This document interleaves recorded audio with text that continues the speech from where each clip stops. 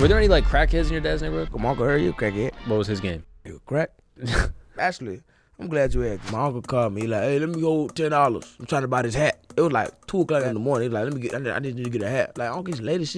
To get the money for the hat and shit. The next day, I get back home and my dad car out there has been breaking down for a minute. He told the mechanic, like, let me take the car for a test drive, make sure it worked good. Took the car. My dad was calling him all that day and he wouldn't answer the phone. They would call him again. He said, I'm doing some errands. My dad's a nice guy. He was like, all right, cool. Just bring the car back, Herb. The next day, Herb called my dad. I answered the phone. I said, what's up? What's up? Oh, hey, what's up with you? I said, put your dad on the phone. I was like, why? What's up? You good? Go ahead, put your dad on the phone. I just heard my dad go, what do you mean? What you mean? The nigga sold the car for crack.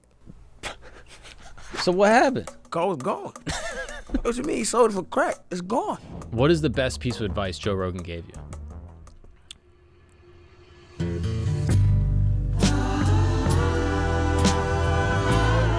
Kam Patterson, yo, the one and only, the Florida legend, come on, man. Turned Texas menace. Nah, you got them Florida legend, nigga. Bro, I'm so excited we get to link up and do this, man. Man, this is beautiful. Yeah, right? This is crazy, bro. You know what I'm saying? How many times have you been to New York? Twice, my second time. Oh, wow. Yeah. And what do you think? You like it up here? It's great. It's great. What do you like about New York? I like the way it look. Yeah. That bitch just look hard, but I wouldn't like to live here. You like to look at it. I like to look at it. Like, no, it's crazy. I've been telling people this shit since I've been. Like, I want to live in New York, but New York is the only place besides Florida that I want to be from. You know what I'm saying? Like, there's no other state that I'd be like, yeah, I kind of want to be from there. Yeah, right? Yeah. I like the Florida pride. Florida pride is the best. I like being from Florida. Yeah, I like it's the that greatest. shit. But if somebody like you shit between, I still pick Florida, but like second would be New York. Yeah. But like you don't want to rep like Wyoming. Now, Wyoming, people don't live out there. Yeah, nobody lives in Wyoming. What is that? That's a goddamn. That's somewhere on the map they just put there so we can just not think about shit. Yeah, I don't think it's real. I've never met someone from there. No, they got a college out there, but that's not a real college. Is there I don't even think there's a college there. Yeah, they the horses or whatever. You believe that shit, bro? Nigga, they are brown. That's a conspiracy. That is. You know how they're brown and yellow. The shittiest colors ever. Who the fuck like, our school colors gonna be brown and yellow? They don't even care. They don't give a fuck. They didn't give a fuck from the beginning. Fine, we'll take it. But bro, you flew up from Austin, from the Mothership. Yeah. I mean, your rise in the last like 6 months has been so cool. Nah, it's been insane. It's been awesome to see. New regular on Kill Tony, door guy at the Mothership. Yeah. How's the Kill Tony game been going? That shit is dope, bro. It's like the best, it's just cool to be a part of something like that. You know what I'm saying? Especially like the way I got brought into it, like that I see the path. Like the direct that I can go like with David Lucas, like being kind of like a bit brother to me and shit. Yeah. And like seeing like, okay, this is something I could like, you know what I'm saying, like keep moving like upward with. You feel what I'm saying? Mm-hmm. So it's cool. It's like it's the coolest shit ever. Cause when I got to Austin, I was just like, man, I'd be cool going. It'd be like one time, you know what I'm saying, just to be on that bit and see what happened. But to be like, what? It made me regular. Like, what the fuck is going on? Yeah, it's crazy. It's insane. Do you remember the first time you met Tony? Shit, I'm pretty sure it was when I got on. Cause I would always see him, like I would do sets in the Mothership before I did like got on Katona. I would always see him, but I didn't never want to bother him or no shit like that, so I wouldn't say nothing. And then when I got on, I talked to him after, he was like, man, you a phenomenal. That's love. You know what I'm saying? That nigga always been like so dope to me. You know what I'm saying? Like super like, hey man, let's figure this shit out. Let's get you. And he put me in my first theaters 2 years in. Crazy, right? 15 minutes. It's like, what the fuck? I was like, bro, he's like, well, how much time you cool doing? I like 10. 10 is perfect. He's like, I bet. And I get out there like, hey, you doing 15, by the way. Like, the fact you believe me as much is crazy. Wow. So, you know what I'm saying? It's just dope. But you could do 15. If you got 10 in a club, you could do 15 in a theater. You know what I mean? Because that laugh spreads out a little bit. You got a little more time. It just feels different. It just feels a lot different. The first one is cool because, like, the nigga dynamic and how he moves and shit is kind of like, it's dope. Because he was like, he took me to San Antonio first, and I felt it and I heard it, and I'm like, oh shit, this is different. And then right after that, it was the Chicago Theater. Like, what the fuck is life, man? Yeah, that's a crazy term. But Tony knows, he knows talent. Yeah. You know what I mean? Like, the guys that he's picked and the guys he's like sort of like giving opportunities to are all solid. 100%. So, I mean, you fitting in that mold is not a surprise. You know what I mean? But it's cool that he could see it and be like, yo, I'm plugging you in. Nah, it's crazy. The nigga changed my life. But it's important to even notice, like, 2 years in. Yeah. Like, what, you started stand-up in 2021, 2020? Yeah, back then. Mm-hmm. Yeah, about the end of, either by the end of 2020, early 2021. I don't know if people that aren't comics or like in the comedy world know how quick that is. Like comedy is like a kind of an old man's game. Yeah. You know what I mean? Like music and a lot of other things are the opposite. Like if you're a rapper and you're not popping by the time you're 24, people are like, all right, get it going. But if you're a comic and you're popping by the time you're 30, that's like, whoa, that's young. Yeah, you're doing it. You know what I mean? Yeah. And the fact that you have been doing stand-up 2 years, regular on Kill Tony, doing Chicago theater, it's crazy. Nah, it's insane. It's cause my biggest thing is like, damn, it was like, not even trying to be like weird, but it's like, dang, what? I don't even feel like I'm funny yet. You know what I'm saying? Bro. So it's like, bro, like everybody like, I'm getting all this praise online and shit, like, oh my God, I see the guy, I'm like, damn, y'all niggas, I ain't even catch scribe yet. Yeah. You know what I'm saying? Like this is just y'all just seeing like just somebody still trying to figure it out. That's how I felt when I first started with Schultz. Like people like after the shows would be like, "Bro, great job," and I'm like, I don't even know what I'm doing. Yeah, I have no idea. I'm looking at my jokes most of the nights being like, this shit kind of sucks. Like I got to level it up. I got to get better. I got to do more. Yeah. And like the fact that Schultz was like, nah, bro, you're doing good. I was like, what is like my perception of myself was different than how people were perceiving me. Like, do you feel that? Yeah, 100%. Yeah, it's an interesting thing. Everybody putting this like, they're like, oh, you gonna be, I'm just like, nigga, I just want to get better. Yeah. You know what I'm saying? Cause now it's just like, cause sometimes it feel like a lot of pressure, cause like now you can't, you know what I'm saying? Now I gotta be a bust. Feel like a goddamn like a high value draft pick or some shit. Right? Hey, let's see what the fuck he do. You feel me? And it's two things. Like I like the pressure, but the pressure all the time is a lot. Yeah. But it's good because the pressure means, pressure makes diamonds. But at the same time, like stand-up is fun and it's supposed to be fun. Yeah. But like I remember the first time like getting on the road with Schultz, I felt that pressure where it was like, okay, one of the biggest and best comics in the world tapped me to open for him.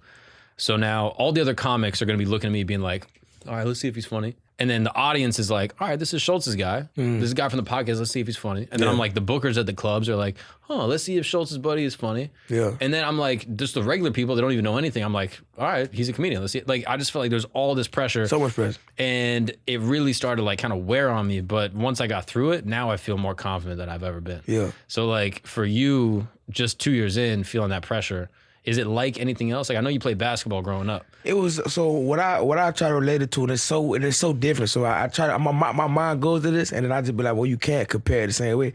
It's like I play basketball with a lot of kids that were like super talented, like dude, like this nigga is going D1 100%. No, you know what I'm saying? He has to go. It make no sense. And then but people would tell them that all the time.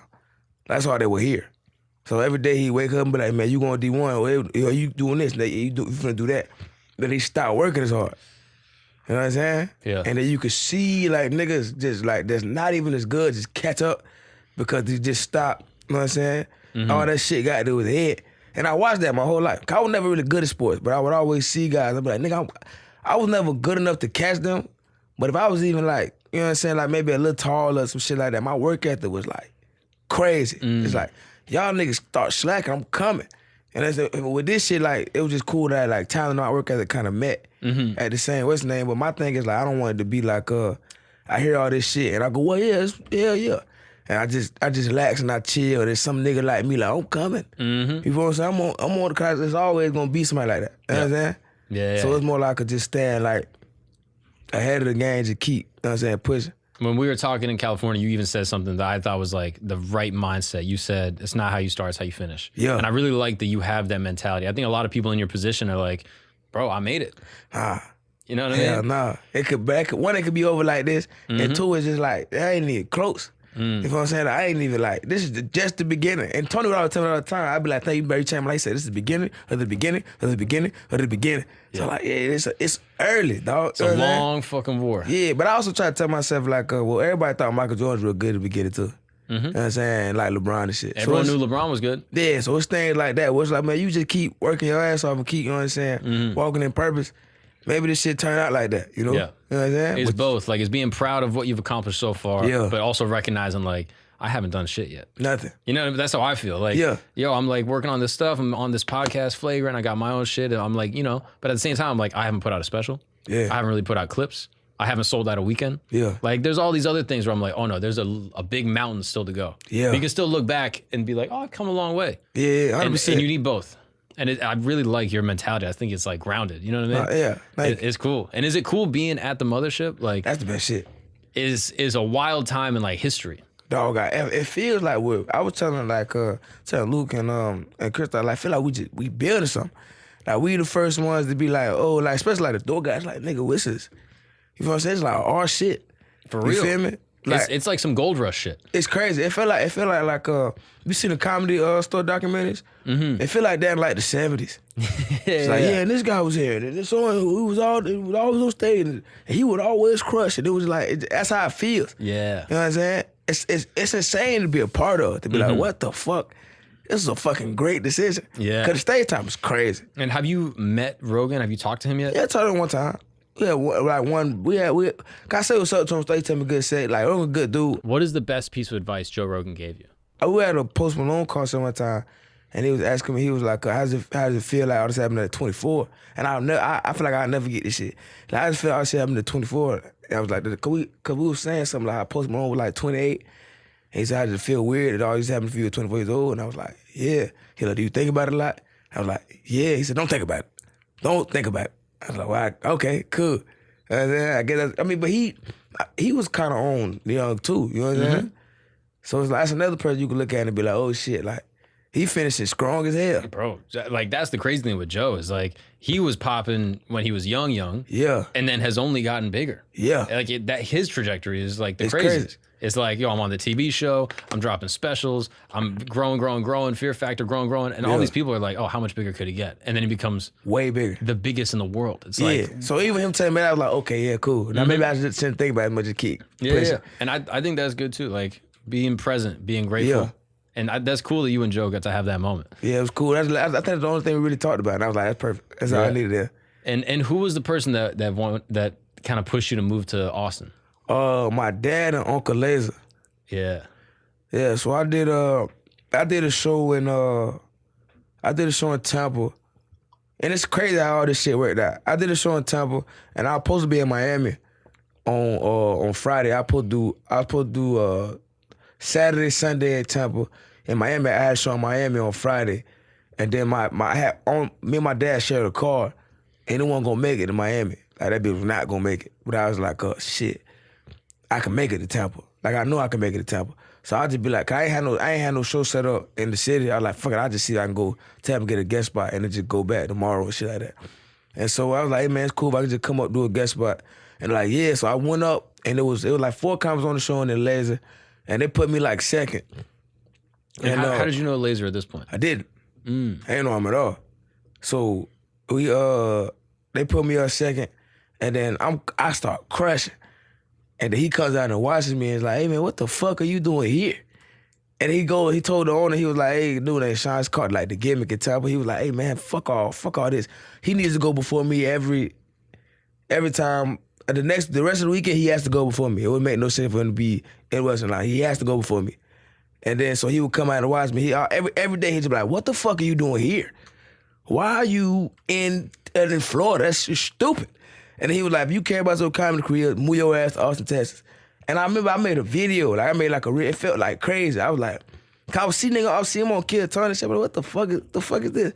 And I called my dad and said, man, this crazy ass white man said we should go to Austin. I think we should go do it.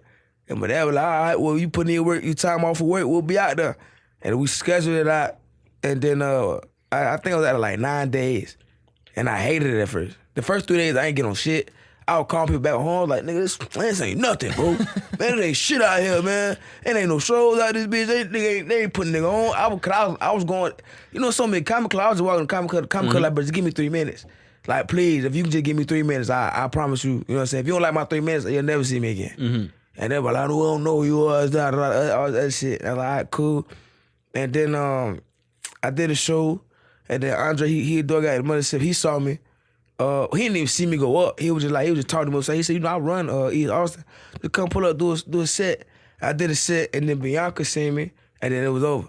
Wow. And then I got on like 12 shows in like 6 days. So I went from calling everybody like, man, fuck this place, to be like, nah, it's pretty dope. This place is the shit, nigga. Yeah. It's kind of crazy how dope this place is. Yeah, and the timing just worked out perfect. Perfect. It was insane. Like, it was crazy. And then my thing was, this how crazy I was. I was telling my dad, like, okay, yeah, cool, 12 shows, 6 days, fine, perfect. This is what I'm gonna do. I'm gonna come back in 2 months. And my dad was like, you a fucking idiot? Hey, you stupid. All this shit going on right now, you gonna come back in 2 months? Nigga, come back. You know, he didn't want me to leave.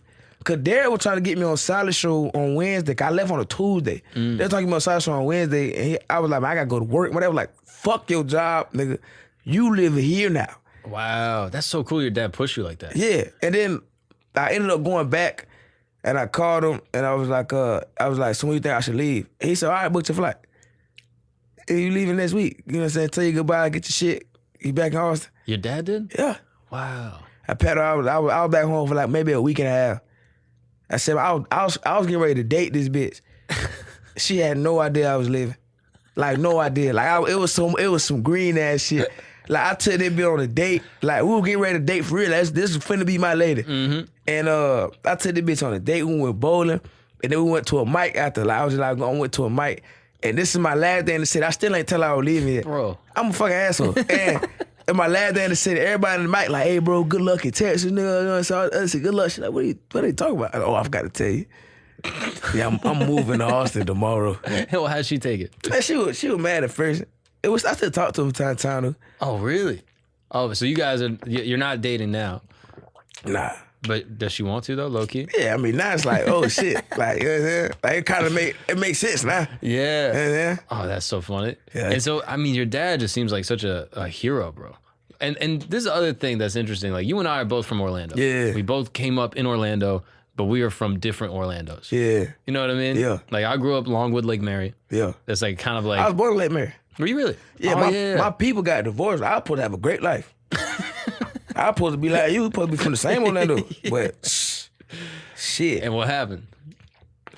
People got divorced. My mama moved to the suburb. My daddy moved like hood adjacent, and it was over. Yeah. You know what I'm saying? Because you're from a town called Pine Hills, West I'm Orlando. from Pine Hills and Ocoee. And we used to call that Crime Hills. Yeah. Because there was a decent amount of crime. Yeah, crime happens. Sometimes crime happens. Yeah. And I just never went over there. Like I used to play soccer out there, and like we would go to the fields over in like Ocoee, but never like stayed out there. Yeah. And so when you came up, it's like, yeah, we're from Orlando, but it's a different world. Like, but I went back and forth a lot. You know what I'm saying? Like so, I was never kind of like put like people get my persona. They blow it's a street nigga, but it's like nah, I had some shit. You know what I'm saying? Like I was good in both variety. Cause like my dad never was like. I was so big in the sports, I couldn't even do none of that shit till it was like over. You know what I'm saying? And then my mom was just so preppy and white, it was kind of weird. Right. You know what I'm saying? So your mom lived in kind of like a white neighborhood. Super white. She in Ocoee. Oh, you're right. Yeah. So it was like a white suburb, Yeah. safe, no street shit. Yeah, none of that. And then your dad lived in kind of the hood. Yeah. Was it a project? Nah. Okay. That house. But it was in the hood though. It was there. You know what I'm saying? It was right there. And then how did you spend time back and forth? So my mama would go to work on the weekends, and I go to my dad's house. And then so from like this is the craziest shit. Cause I be telling people like when I was a kid, me and my sister had bunk beds. We had bunk beds growing up. So me and my little sister, we had bunk beds. And then when I from like let's say from like 8 to 11, we had bunk beds. I came back one day, and the bunk beds were split in half. And it was so my bed was on one side of the room, her bed was on the other side of the room. I came back maybe 2 months later. I would still come back to the bed. Maybe like 2 months later after that, I come back, just the mattress on the floor. Look, I think these niggas is kicking me out the room. And then I come back one time, and the room is now pink. And my son was like, oh yeah, you on the couch with your brother. Yeah, so I was like, oh, your sister fucking occupied you. Yeah, she got it. But that's That was a rolling occupation. She just kind of like took a little bit of land, and then just kicked you out. It was over. Bro, that happened to me low key. Like back in my house, like I had my room upstairs. Like growing up, I always shared a room. I finally got my own room. I had it for 1 year. Yeah. I went to college. I went for the semester, came back, my room, no more bed. Got changed for a couch. Looking at nothing. I was like, Mom, why is there a couch? She's like, oh, I just thought a couch would be better here. I was like, just kick me out. Yeah, just say you don't love me. You know what I mean? Get me out of here. I show up and it's just a couch looking at the wall. I was like, I was such a crazy kid though. My brother's on the couch. I'm like, oh, perfect. Just the dudes in the living room. That's what it is. I get it. Thank you. You know what I'm saying? What's up, guys? We're going to take a break from this amazing conversation because you're a little stressed out. And if you're like me, what do you do when you're stressed out? You might have a bad habit that you go for. You might have who knows, maybe a box of darts that you like to light up. But unfortunately, that box might be bad for your health. But you know what's not bad for your health? My friends over at Fume developed this amazing product that I'm excited to tell you about. Fume is an award-winning device that looks cool. It's super sleek. You can fidget with it, flick it around. It's like a fidget spinner in your pocket. The other reason I love Fume is because it is breathing flavored air. That's right. It does all the habitual fixations that I love about the late night puff, but it's not. It is the breath. It is the breath of mint. That's the one I love the most. I love breathing in the flavored air mint packet. That is my favorite thing. I'm telling you, late at night, you're hanging out. I'm taking the bad out of the habit. I still have the habit. It's perfect, but now it's not a bad habit. It is a habit. It's a lot better for my health. I love Fume because instead of electronics, Fume is completely natural. If you know me, I don't like putting artificial stuff inside my body. Instead of vapor, Fume uses flavored air. That's right. And instead of harmful chemicals, Fume uses all natural, delicious flavors. Fume has served over 100,000 customers and has thousands of success stories, and there's no reason that can't be you as well. So, if you want to join Fume in accelerating humanity's breakup from destructive habits, here's what I want you to do, all right? I've already done it. I want you to join me. I want you to go to tryfume.com. That's T-R-Y, Fume, F-U-M.com, and I want you to get the Journey Pack. The Journey Pack is going to give you everything you need to start on your journey from separating the bad from your habits. Just have a habit. Late at night, a couple drinks, breathe some flavored air. I'm telling you, it'll make you relax, it'll make you feel good, and it's fun to fidget with. And here's what I'm gonna do for you. If you use the promo code Gagnon, that's Gagnon, you can save 10% off when you get the Journey Pack today. That's tryfume, Tryfum.com, and use the code Gagnon, Gagnon, and save an additional 10% off your order today. Head to tryfume.com/Gagnon, Gagnon, use the promo code. This will help you kick those bad habits and just turn them into habits. Well, let's get back to the show. Did you have the top bunk or bottom bunk? Top bunk. Okay, respect. Yeah, top bunk. And this was at your mom's place? My dad's house. Oh, that was your dad's place? Yeah. Oh, damn. Yeah, because my mama house, I had my own room. You know what I'm saying? I'm my mama only kid. Oh. Yeah, so I slowly came back. I was like, oh, shit, what the fuck? Okay, so then the siblings are from your dad's side? Yeah, so my dad had 3 wives. He got 2 with his first wife, 1 with me, and then 2 with my stepmama. Oh, respect. Yeah. Oh, he's out here. He was out there. He went ham, nigga. Yeah. He went ham. But so I would after that happened, it was like this big thing. Like, nigga, he only got a bed. So I was on the couch from like 7 to about senior. I wouldn't say senior year, cause I started even going like leave my mama out sometimes. I would just stay at the crib. Cause I was like, I got older. I was like, I don't gotta go nowhere. And then, but from when I was in middle school and shit, and I was on the couch, I would go to my auntie house because she had a bed. But she was also like hood of daylight. You know what I'm saying? So it was like, oh, shit. When did you notice that your dad's neighborhood was different than your mom's neighborhood? I was trying to ask mom why dad's house got ice cream trucks. Got ice cream trucks? I never understood that. Like, why ice cream trucks don't come through here? She like, cause we got ice cream. I was like, what the? Not even a fucking answer. Bro, is that a hood thing? Is an ice cream truck a hood thing? Yeah. Yo, because there was no ice cream truck in my neighborhood. Yeah. It would blow my mind. I was like, why the fuck? Yo, I wish I lived in the hood. Why do we have, I was like, why ice cream don't come through here? She like, we don't need ice cream. Ice cream in the fridge. I mean, fuck. Bro, I thought it was gonna be crime related. I thought it was like, Mom, why are there gunshots outside? You're Yeah. like, why is there a jingle playing outside our house? Jingle outside. I'm confused about this jingle. I can't sleep because they're playing Do Your Chain Hang Low. Yeah. And I'm trying to sleep. Yeah, it's crazy. That's the one I realized, like, what, this is different. Oh, that's interesting. And then my friends would tell me. And my friends is like, they'd just be like, nigga, where your daddy stands? He's that point here. What the fuck? But that never seemed different to me. Right. Cause it's still like, it's not cause I say hood of Jay-Z, cause it's not like, we there. You know, my sister grandma stayed at Carver Shores. Now, that's the hood. You know what I'm saying? Right, That's it. That's not hood of Jay-Z, that's the hood. Yeah. You know what I'm saying? That's in it. And I remember she would always, I tell them we was kids, they be like, yeah, they fight where y'all from. They be fighting. Where I'm staying at, they kill people. She would say shit like that. Bro. It's fucking hilarious. So you got to observe white people in a funny way. Yeah. Like living in the white neighborhood, but going back and forth. Yeah. You got to observe. I got the best of both worlds. You got, you know? Yeah. You got to observe whiteness. Like, did you have white friends growing up? Man, my first best friend was a white girl named Sam, nigga. Your first best friend? You hit? Nah. Nah, I had no. My mama thought I was gonna marry Sam, nigga. Sam's my best friend. Wow. And then when I got older, I just got more cool. Like when I got to come, my elementary school had too many black people in it. I can count on one hand how many black people was in my elementary school, maybe like 7. Oh, really? Yeah, it wasn't. My mom moved to Ocoee like early. Like it was me and like a couple of my friends that I was still cool with until like I graduated high school. We was the only ones that was like there. You know what I'm saying? And did you ever feel like an outsider being one of the few black kids at the white school? As a kid, nah, I didn't know. You know what I'm saying? You can't really tell no difference. Yeah. You know what I'm saying? You're just faster than them, and you're like, that's weird. Like, I'm just fast as shit.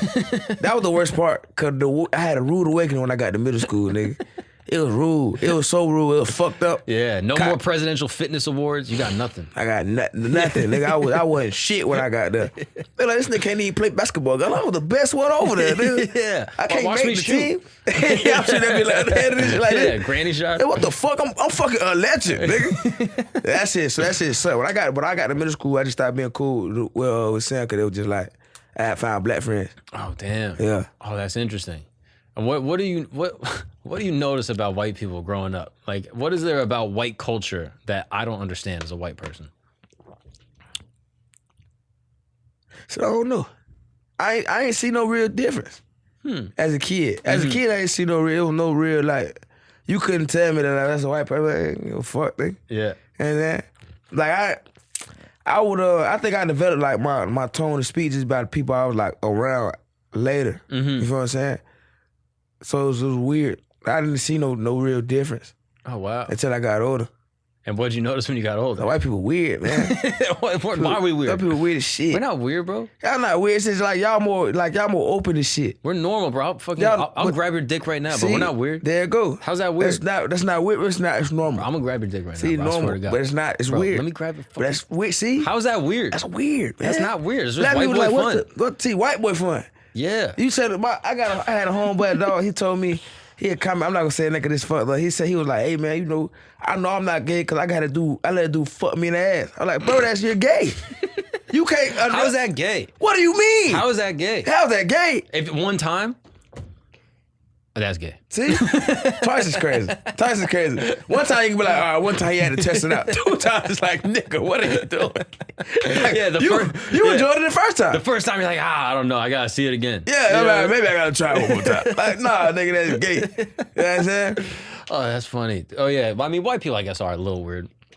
A little bit, not crazy though, not too insane. That's why, but I think that's why comedy kind of worked good, like for me. You know what I'm saying? Cause like after I figured out, cause I was before I started doing comedy, I was trying to do street shit like real hard, and it just wasn't like my forte. Like I didn't have to. You know what I'm saying? Like I didn't need it. There was no point. Yeah, the streets didn't choose you. You chose the streets. I chose the streets like a motherfucker. So it wasn't like it was no point for me to even be outside. Like, how old were you when you quote unquote went outside? Like 18. Like when basketball ended, I can tell you today.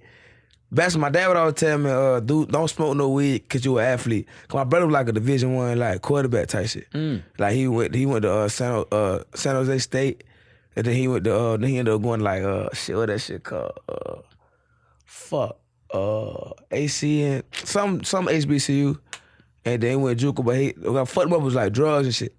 So my dad would always be like, you an athlete, athletes don't smoke weed. And I lived by that. And then when I was 18, we had the last day of high school, everybody went to this park and everybody was cool smoking weed. And somebody passed me a blunt. Man, I was like, bro, I don't smoke, I'm an athlete. And everybody like, nigga, you ain't going to college to play sports, nigga. I'm like, you're kind of right. Yeah, it turns out I'm not an athlete anymore. Yeah, I'm not an athlete no more. It just expired, nigga. And I started smoking, and then it was over. Damn. And did you consider going to college for basketball?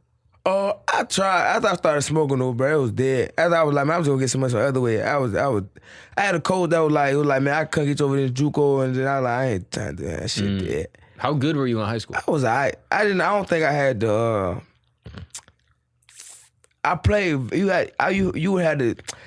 I just played better when you told me I was better. You know what I'm saying? Cause my coach would be like, nigga, you ain't shit. And I'd be like, maybe I ain't shit. But I had one time I had a coach that was like, nigga, you is some shit. And I would do fine. You know what I'm saying? But the pressure kind of just was like, my brain couldn't handle that shit. So I think I was pretty good. I just ain't. You like the positivity. I feed up positivity. I feel the same way. Like tell me I'm doing all right. and that'll make me perform better. Like some people are opposite. They're like they need to get like shit on me. No, shit on me. Tell me I'm doing good. I don't like that. Yeah. They're like, nah, man, I need the hatred. I'm like, bro, you're sick. You're a pay freak. Yeah, that's right? weird. Nah, tell me I'm doing. And that's all I really need. I just need somebody to be like, hey man, you know what I'm saying? Mm-hmm. You're doing good. I had a coach. I talk about this all the time. He smoked smoked real crack. He was real crackhead, and he was always like, man, you like my Kobe, man. My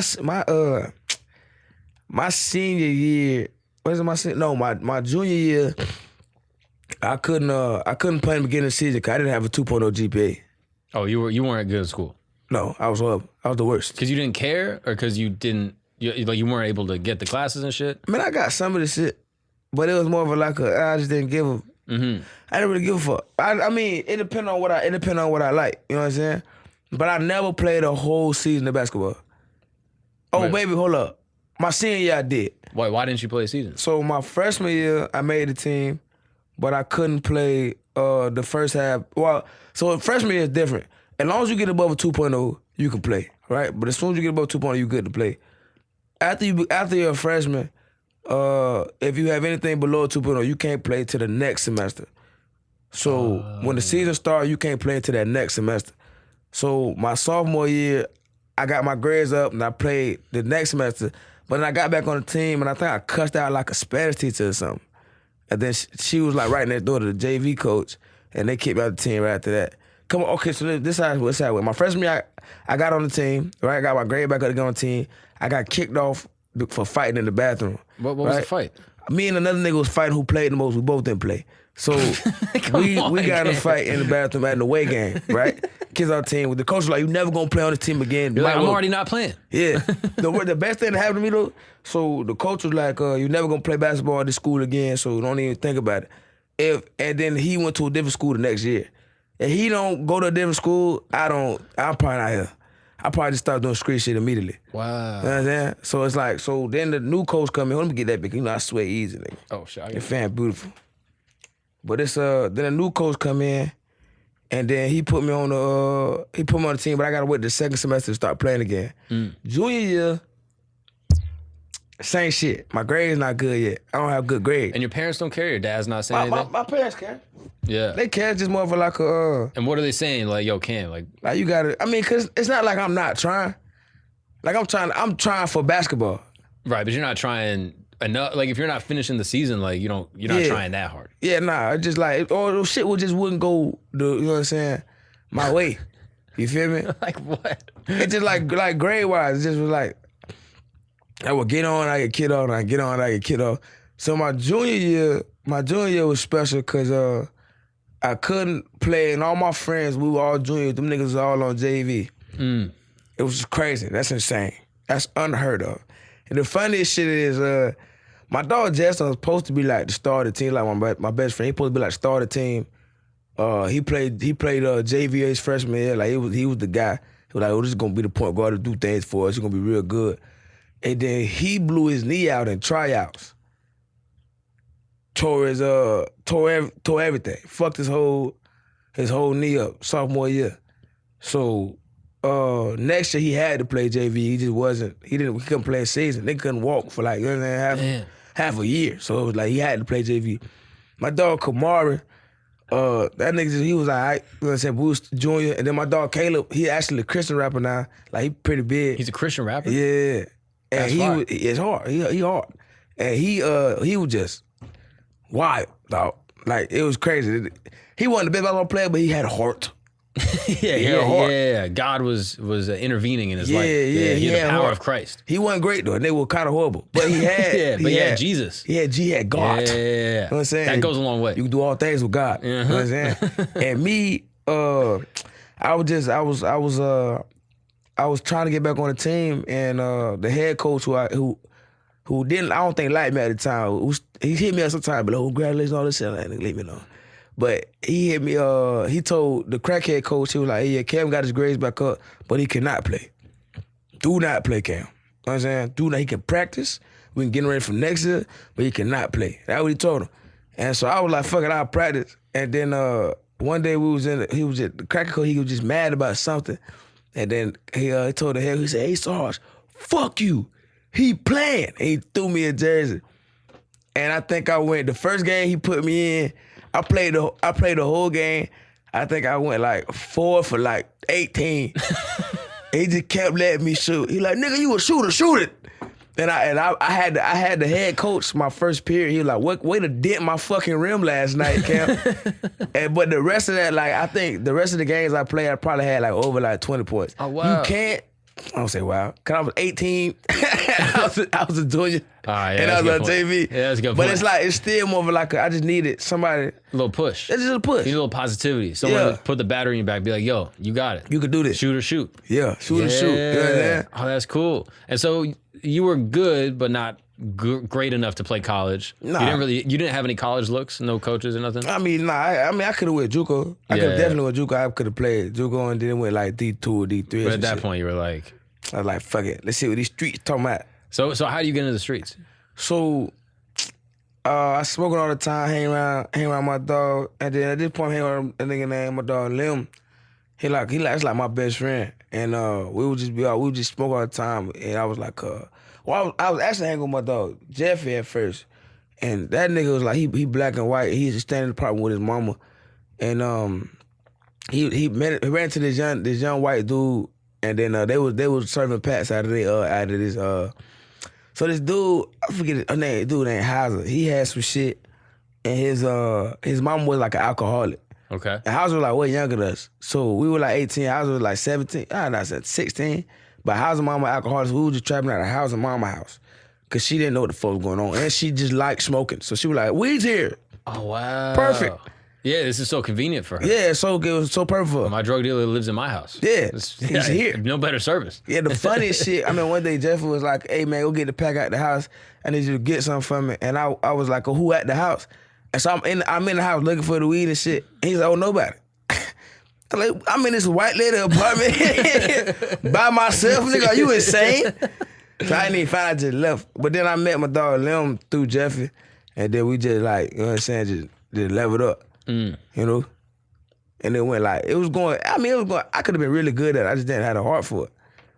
Right. Did you have to be like ruthless, or you had to just like not care about the consequences? You just both. You know what I'm saying? Like, you just can't give a fuck. I feel like you were just selling weed at this point? Yeah. But selling weed out of like your friend's mom's place seems like it's easy. I don't know. It seems like a sketchy trap though, right? Nah, but then I started fucking with my dog, and it just got more like, you know what I'm saying, like advanced and shit, like different shit. And it's like, okay, this is it. Yeah. You feel me? Now I hang around niggas that murder people, and we the young boys that's just around. Yeah. You know what I'm saying? So did you ever have like an OG that got you into it? Like, I mean, like, so my thing was, I was always with Lim, and he was always with the older guys. Gotcha. So they just knew me for being like, they're like, oh, that's his brother. So he just, you know what I'm saying? So I was always good because I was with him. So it's like, it's a lot of older people that like fuck with him heavy. They're like, okay, we fuck with him too. And you start getting some money this way. Yeah. Like, I was doing good. How much money in the first like year? 15. Which is kind of when you ain't doing shit else. And then we was trying to scam too. So it was like a lot. That shit was crazy. Scamming shit was kind of like. And what kind of scams? I did like check dropping shit like that. Okay. And how does that work? You just get an account and you drop checks in, and then. And where do you get the checks from? Make them. Wait, what? You make them. So you make the checks, fake checks, from anyone? Yeah, well, you got to get somebody. You got to get somebody an account first, right? And then you, when you get the account, you got to drop the check into the account. You got to do it like fast, cause they'll find out that it's fake, and when you take it out, then you know what I'm saying, you just bust it out like that. Wow! And how much money you make from the? I did it one time. I didn't like it. Why didn't you like it? I got a bad like I'm just not a. I'm not street oriented like that. You don't have the heart for it. You're like, yeah, I ain't had a heart for it. Like I was fucking people over. Like niggas was like, give me the whole bank account, and we was just fucking them over. You were like a conservative scammer. You're like, I'm not gonna take the whole account. I don't want the whole thing. $1,000. But it'll be a thing where like we get like $20,000, and then like the person that gave us the account like, nigga, most of them would be like, nigga, you ain't get shit. Fuck you. And I'd be like, I'll give you 500. You know. And so you only did it a couple times, and you're like, I'm good. Yeah, I ain't need that. But you're still selling weed on the side. Yeah. All the time. Yeah. And are you like going to people's houses, or you just only having people come to the apartment? Both. Okay. Both. Well, we was on the road sometimes we went. Was it ever dangerous? Yeah. I mean, you doing shit like that, it's gonna be dangerous. But in what way? Like cops, obviously. 12. Ain't nobody robbed me, but I don't think I was in it long enough. Like maybe Shit, 2 years ain't. And I'm not doing like precepts. I'm not doing like nothing insane. You know what I'm saying? Right. It's like, just a little. It's small saying maybe like a pound, if anything. You know what I'm saying? Mm-hmm. And you got pulled over one time with like a pound in the car, right? Well, no, I ain't get pulled up with a pound. We was driving one day. This is like kind of like deep into it. We were driving like around Wildwood, and we had like 30,000. So a lot of pills. Maybe 30,000. It was a lot of pills. What kind of pills, you know? Percocets. But it wasn't the clean. Couldn't have been. It couldn't have been, dog. It was nowhere in hell. I don't believe that shit to this day. It was. You ever take one? Nah. Oh, you never took it? I ain't fuck with none of that shit. I ain't fuck with pills. Right. And you knew not to do that because, like, your pops. You're like, I'll fuck with weed, but I'm not. Yeah, weed cool. Pills is kind of crazy. Did you see people get fucked up from pills? Yeah, I got my homeboy right now. Yeah, like it's shit. That's we always laugh about that shit, and it's like, oh fuck, like you like pills heavy. And you saw the damage, and you're like, yeah, I gotta stay away. Yeah, I mean pills ain't nothing to fuck with, man. Mm-hmm. Nah, that'll fuck you up. For real. But we was driving to Wildwood. It was like late at night. We were just leaving from like what that was, St. Peter some shit. And then we were driving in the car, and it was a car like on my ass, and I was driving. The nigga that we were with, he had like a warrant out for his arrest. So we already got like kind of like in our mind life, well, we can't pull over. You know, we got guns in the car, we got all these pills in the car, ain't no pulling us, I just gotta go. And then I was like, man, it's a car on my ass. I don't know what car this is. I couldn't see, it was dark. It was like a one-way road, you know what I'm saying? One way this way, one way that way. And so it was no lights. I didn't know what the fuck was going on.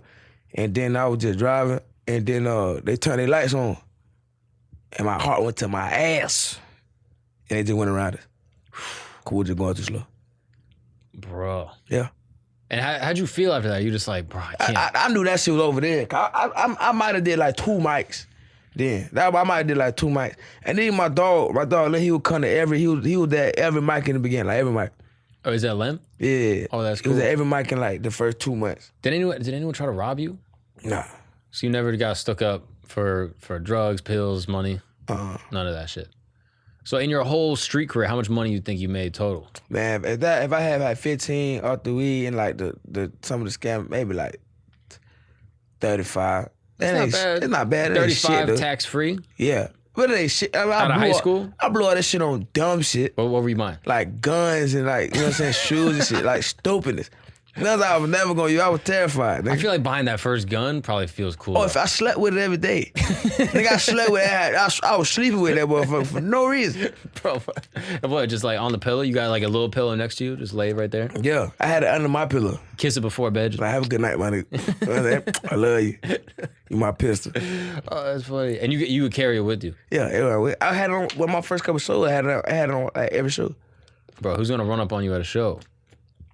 That was just cause like with people I was like around and shit. Like, in case you start bombing? No. You just want to flash it? Y'all niggas would die. Nah, it was more like I know the people I was hanging around back then. It was just like I ain't know who ain't like us. You know what I'm saying? Mm-hmm. I ain't want to make. I'm my only child, so I can't just die. You feel me?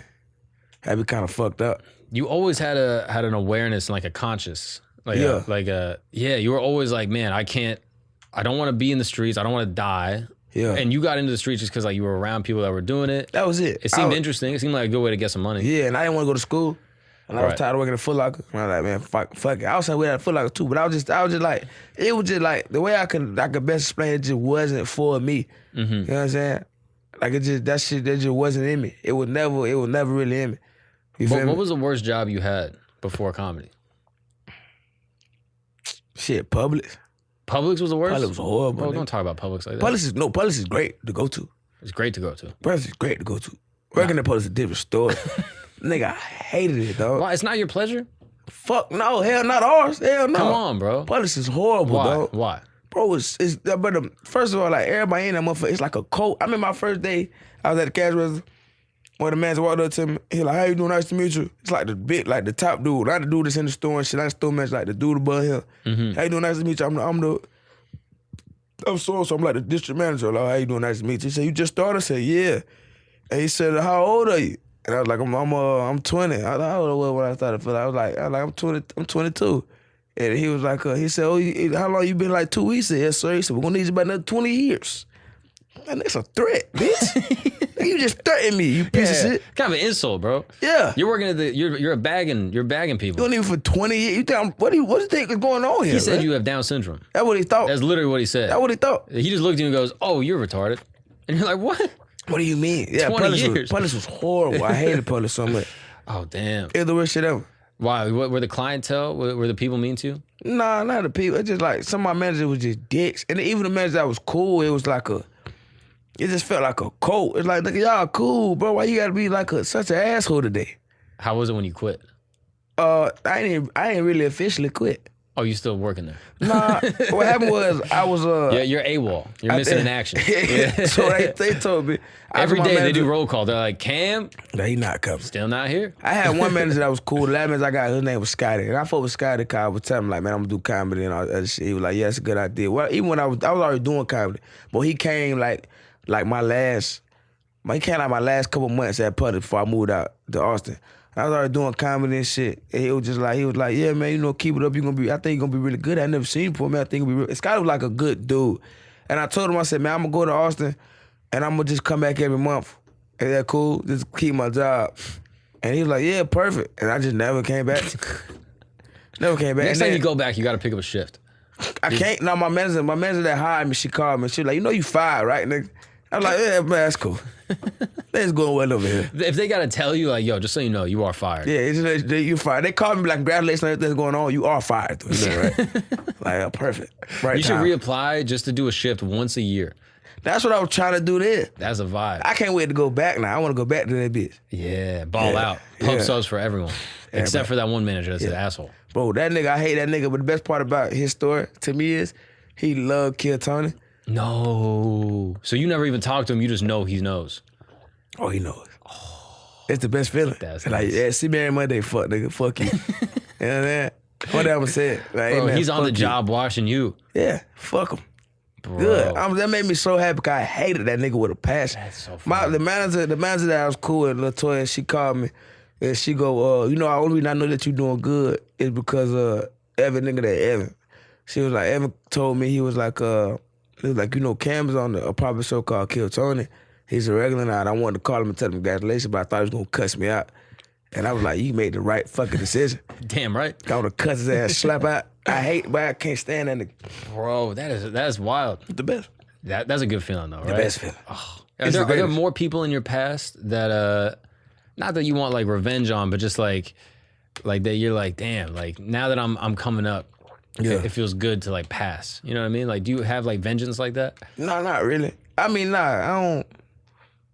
For the most part, I ain't never met nobody I really hated. That's the person I really met. I just can't stand this nigga. Yeah. Everybody else has been like, man, maybe I just caught you on a bad day or some shit. Mm-hmm. You know what I'm saying? But no, like real life vengeance. And then what drew you to comedy? Like you're playing basketball, you're focused on basketball in school, kind of. Yeah. Like then you get into street shit. But like, why stand up? So in the middle of all that shit, in the middle from basketball to street shit, I worked at Foot Locker. So when I got out, I started working at Foot Locker. And everybody in my Foot Locker was just like, hey, nigga, like, but you funny as hell. I worked, West Oaks Mall? Mm-hmm. I worked at West Oaks. And West Oaks was dead. Like, when I got there, it was dead as shit. It's like a fucking flea market. Yeah. So we had all the time in the world, and I would just tell stories about me playing basketball and shit.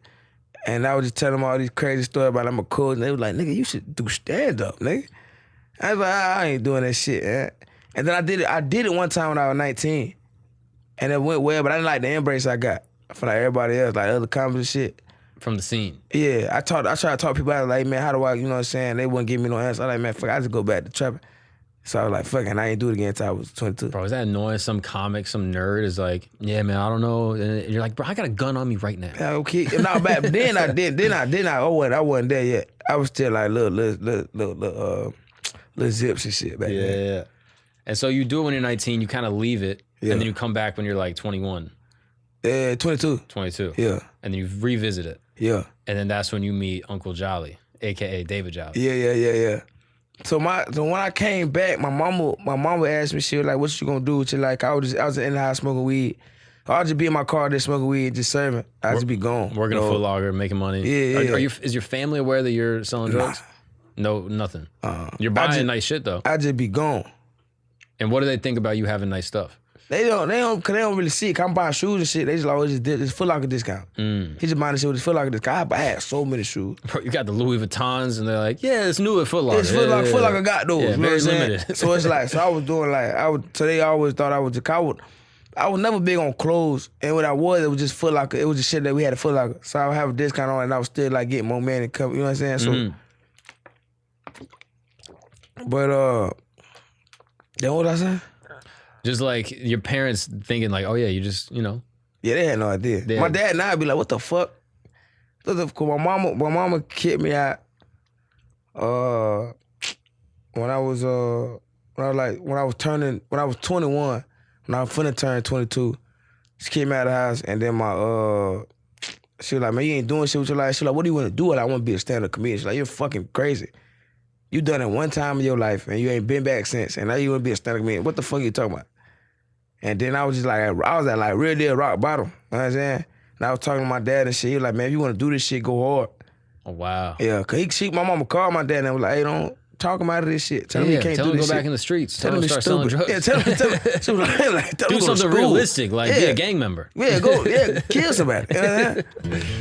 What's up, guys? We're going to take a break really quick because your back hurts. You want to know why your back hurts? Because you're using this thick dad wallet right here. Look at this thing. This is disgusting. What do you even got in here? You got a SD drive. There's a golf ball in here. You got a freaking lighter. And I mean, there's so much garbage in this wallet. Cash, IDs, a tape measure in your wallet?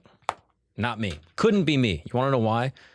Because I use the very sleek, the very thin Extra wallet. Now, this is an awesome product, and I'm so excited to talk about it because this is a product that I genuinely use every single day. This is my actual wallet. Don't look at the card number. This is my actual wallet. As you can see, with one little push of a button, all my cards flare out. Everything that I need is easy to access. What I love about this is a few things. One, you're never gonna lose it. You can get the additional tracker that goes on the back of your Extra wallet, and you can find your wallet anywhere in the world. That's right. Just use your Google Home, use Siri to be like, hey, Alexa, where's my wallet? It'll tell you exactly where it is. What I like about Extra as well is that it's RFID protected. That means all these scammers that are walking up behind you trying to scan your back pocket to steal your credit card information, they can't do it with this. Nope, this is a case of protection. This is as secure as it can be. This is Fort Knox for all of your financial products. So if you're interested in joining the Extra gang, just like your boy, you can check out the wallets at shop.extra.com/Gagnon. That is shop, shop.extra, EKSTER.com/Gagnon, Gagnon. And if you use the code Gagnon, you can get up to 25% off the entire site. That is correct. You can buy a wallet for you, your dad, your brother, your mom, your dog. Add them all up. Christmas time comes around, and you can hook up the whole family. If you want to do that, that's shop.extra.com/Gagnon and use the code Gagnon to get up to 25% off. I'm telling you, this will protect your credit cards. It'll save your back, and it will make you throw away all those dumb CVS receipts that you don't need. Now let's get back to the show. But where did that even come from in the first place? Like, were we watching stand-up growing up? Like, who influenced you with that? My cousin did it as a big part of that. He didn't even realize. My cousin had no idea. Like, so my older cousin, his name Justin, and my auntie and my uncle, they got a good house, you know what I'm saying, together and shit. So I always go to they live in Tampa though. So I would always go there and stay with him. Like my favorite cousin. I sleep in his room. And at night, he just put on like stand-up clips. Not even clips, like just the whole specials. And he was sitting there, he would laugh, and I was young, I didn't really get most of it. But I was like, man, I like this. Something in my brain was like, man, this shit is hard. And even before people at Foot Locker were like, you should do it, I was like 11, like, this is hard though. And who was he playing? Do you remember? Cat Williams, Earthquake. Nigga played a lot of Earthquake. Bro, Earthquake's Oh my God, he had that one special. I mean, he would always play it, even to this day. The last time I watched it with him was probably like 2020. It's an Earthquake special. It's like a little font in the middle of it, like so you can't like copyright it. Yeah. And it's I popped up on my TikTok the other day. It's just fucking. It's one of my favorite specials of all time. You know what I'm saying? I forget what his name, bro. But it was. Then he'll play Earthquake all the time. Cat.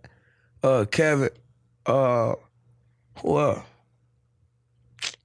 I'm trying to think. Mike Epps. Like just everybody. And did you really admire Jesse?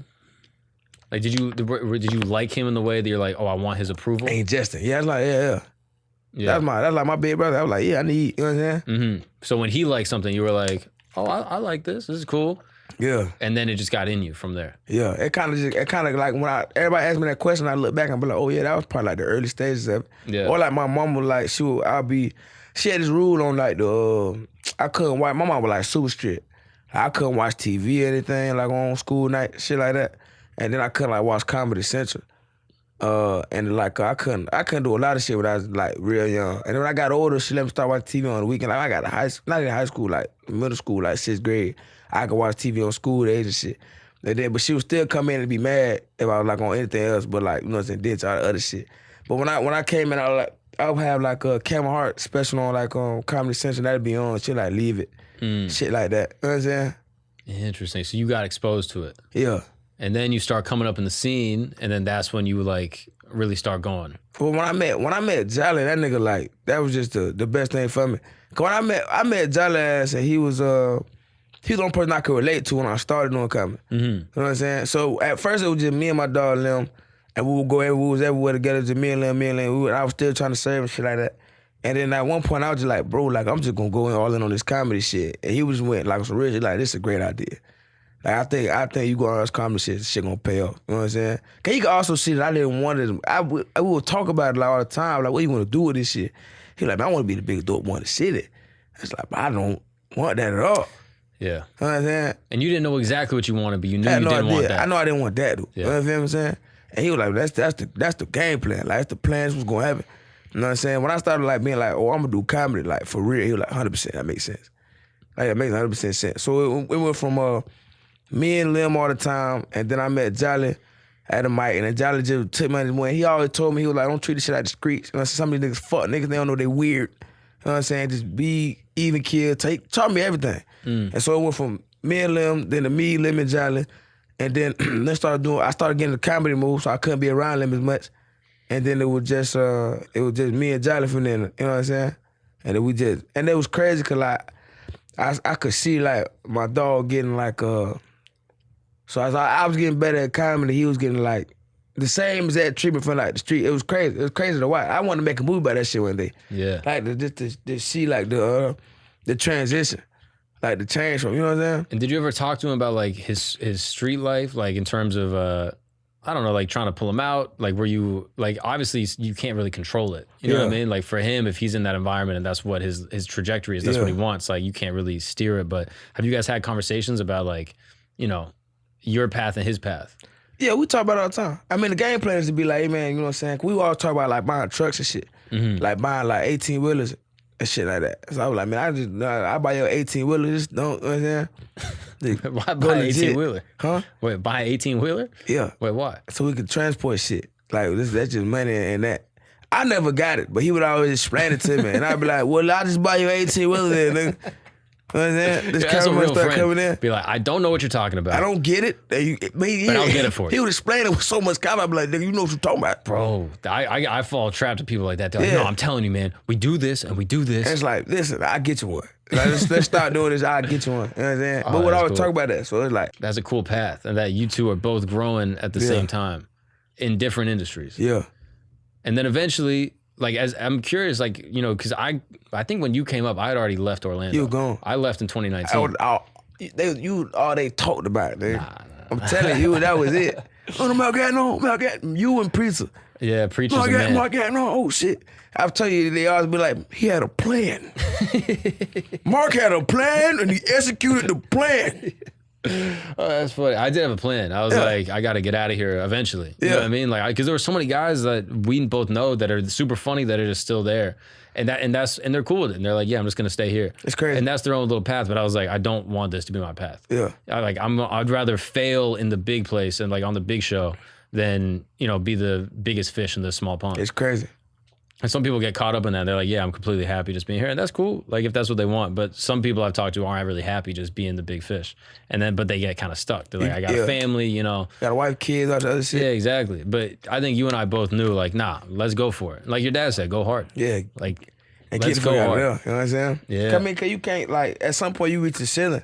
And just like, you can't go past that ceiling. It's kind of over now. Was it tough fitting? Because like a lot of those like Orlando rooms, you know, are sort of like a lot of them are like coffee shops, and they're like they're very white. Yeah. You know what I mean? And like they like a specific type of comedy in some of them. And you coming from like, you know, hood adjacent background. Yeah. Did you ever feel like you didn't fit in those rooms or the comedy circles? I'm like the going back and forth. That's when it felt like, cause like, cool. Okay, so when I started doing comedy, I was still doing street shit. It was kind of like a weird, like, transition. But as soon as I started figuring out comedy and like me as like a person, I'm like, oh, I can talk to y'all. As I talk to y'all, you know what I'm saying? This is easy. Like, talking to y'all is super easy. Cause it's not no different. I'm just gonna bring you to my world real quick. Let me just explain to you what's going on with me. You know what I'm saying? And that's why I think it kind of like, it was like, it just made it easier. Cause at first it was like, oh shit, a bunch of white people, it's gonna be weird. But I had to be like, nigga, you grew up around white people too, nigga.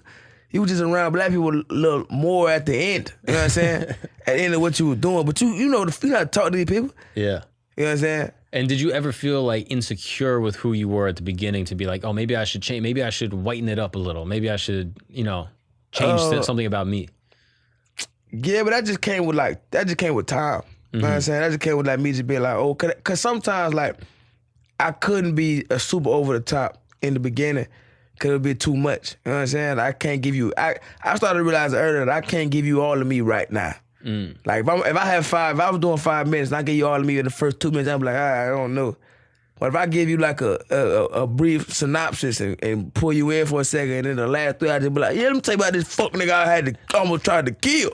It's like, oh, what the fuck? Now it's like, but you already here now. You know what I'm saying? I already got you in here now. So it's like, you know what I'm saying? What can you can't leave now. You too bought in. Are you aware of your like effect on white people specifically? What you mean? Like, I feel like when white people see you, it's like they're very endeared by you because you're extremely charismatic, you're extremely charming, but you're extremely authentic. You're still being Cam the whole time. Yeah. And I think white people kind of enjoy being around that and seeing it. Some people change. Some people try to change that for white, but it's like, I'm telling you, like, I was just so thankful for like my upbringing. That was like my, looking back, cause when I was a kid, but I had no idea like what the fuck. I think that's why I took that street shit. So I wouldn't say serious, but I don't know who I am. You know what I'm saying? For a long time, I was trying to figure out like who the fuck am I? You feel like it was weird. It was weird for the longest time. Like going back and forth and shit like that. Like I'm not a hood dude. I'm not suburban. What the fuck am I? You feel what I'm saying? And so that was that's why I think I could just be in present. You know what I'm saying? When I'm talking to people and just go back and forth. Right. You didn't have an external identity that you could attach yourself to. You're like, I'm not a street dude. I'm not a hood dude. But I'm not a suburban guy. Yeah. I'm just Cam. And so that's why I feel like it's easy for me to talk like everybody, because like I'm just gonna talk to you as me. Right. You can't be any other thing. It's hard. It'd be impossible. You know what I'm saying? It'd be physically impossible for me to be something else. Right. You know what I'm saying? You're an outsider everywhere, so you had to find your identity. Yeah. Yeah. But comedy made me find it. Like comedy showed me like those people just like me. They just, you know what I'm saying? Just different backgrounds. And when you first started, like I feel like people see you now and it's like 2 years in, every minute you're doing on Kill Tony, you're killing. Like you're opening for, you know, in Chicago theater, like like it's crazy. But at the early stages, like were there some good bombs that you had? Yeah, I mean, bombing didn't feel weird for me then. You know what I'm saying? Bombing never felt. I can't even remember like a really good bomb. You know what I'm saying? Cause the bomb back then to me was just like, oh, okay, hey, on to the next. You know what I'm saying? Peace. On to this like little drum board. Bombing now feel weird as shit. Like why? I did a show. I was just telling this shit on Christoph podcast. I was doing a show, and it was like a benefit for like NFL players and shit. And Dan Muller was there, so like a bunch of old Florida players there and shit like that. Vince Taylor and Ross Pageant. Yeah, they were on the show. This was like 3 weeks ago. This was very recent. This how fancy this shit was. There was mouthwash in the bathroom. Oh yeah. So it's like a real corporate event. They gave, they like, they got Q-tips sometimes, yeah, like little ear. Boy, it was crazy. I had to wear like a polo. I was like, what the fuck is going on here? It was crazy. And then the lady who booked me, I was like, can I ask you a serious question? Can I be me? And she was like, yeah. I don't think you understand. I'm telling you right now. Look at the people around you. Look at all these dresses and this gala shit going on. Can I do what I do as a comedian here? Do you need me to tone it down? She said, no, they know who you are and what you do. You'll be fine. And I was like, remember what you just said to me. I knew it was gonna be bad because Ross was like, light me at 7 minutes. And I'm getting ready to go light Ross, and it's a big dude. Either he take out of the league or he might still be in it. He was big as shit. And he was like, what's up with you, bro? I said, what's up, man? He said, man, when they gonna start this comedy bullshit, bro? I'm just trying to dance. And I was like, I feel that. Yeah, I agree. I agree with that shit. No, and I'm going next. Bro. And then I go up, and my first joke is about white girls sucking my dick. Mm-hmm. And then I'm getting people. Because it's like people that's in the league, it's people that's not in the league, they tired of shit like that. Younger guys fucking with me. It's not a setup for comedy at all anyway, you know what I'm saying? And then I just see the dude who running it, and this guy, he probably too, like all the way. And dude who running it, his wife is freaking the fuck out. Like she like, no, she's losing her mind. And so Vince come, he like, hey man, speed it up. And I was like, what the fuck? I supposed to do like 10, I did like 3 and I got the fuck out of there. Bro. It was horrible. And then they was like, oh, I'm sorry. I was like, y'all booked the wrong nigga, man. That's so cool that you have the awareness and the confidence to be like, I'm not for you. Yeah. Like, I'm not for everyone. You guys didn't like me, and that's totally fine. That's fine. Because I got these people over here that do like me, so I'm good. And how do you have that self-belief where, one bad show doesn't shake your confidence? You because you can't, especially in something that you love, but you can't look at it and be like that shit just taught me something. Like maybe I knew after that, I can't do no more corporate shit. I'm not a clean comic. You know what I'm saying? And I can't give you all of me being clean. You're wearing a button-down shirt? Yeah. It's not you. It don't feel like me. I can't, so I want to be able to get, and it's also like a thing where it's like, man, I put my whole heart into this shit. You know what I'm saying? Like, everything I have goes into doing stand-up comedy. So it's like, I can't give you me if you're not willing to be like open to it. You know what I'm saying? So, but I don't know. It don't really faze me like that. Mm-hmm. You know what I'm saying? It never really, I don't know, it just don't faze me. Yeah. It's weird to think about too. Yeah, I wonder where that comes from. I mean, like your dad's confidence in you is big. And then even like someone like David Jolly, just being like the coolest story you told me is like him being like, yo, let's go through your jokes in my apartment. Yeah. Like, talk to me about that. So when I first started, he would always, this was the best shit too. He would always, he'd be like, man, come to my apartment. I gotta, tell your jokes to me and we'll figure them out. And I probably like 2 months in, and it'd just be him, his goddamn couch, and a mic stand, and a mic, and I was it. They wasn't plugged into shit, and we would just talk to each other. You know what I'm saying? He'll be like, well, make that bitch retarded. Make it go crazy. And he would just tell me, like, I mean, one time it was me and my homeboy D was over there, and D didn't come at that often, but when he did come, it was cool. And me and D both had these new jokes that were, like, Jolly was like, D's gonna crush.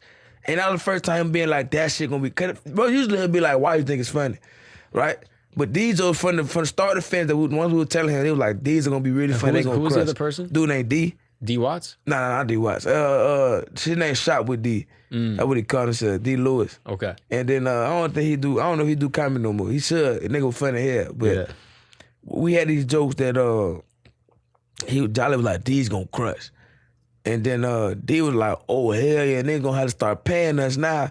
And Jolly was like, y'all niggas still garbage. Y'all niggas still suck. You know what I'm saying?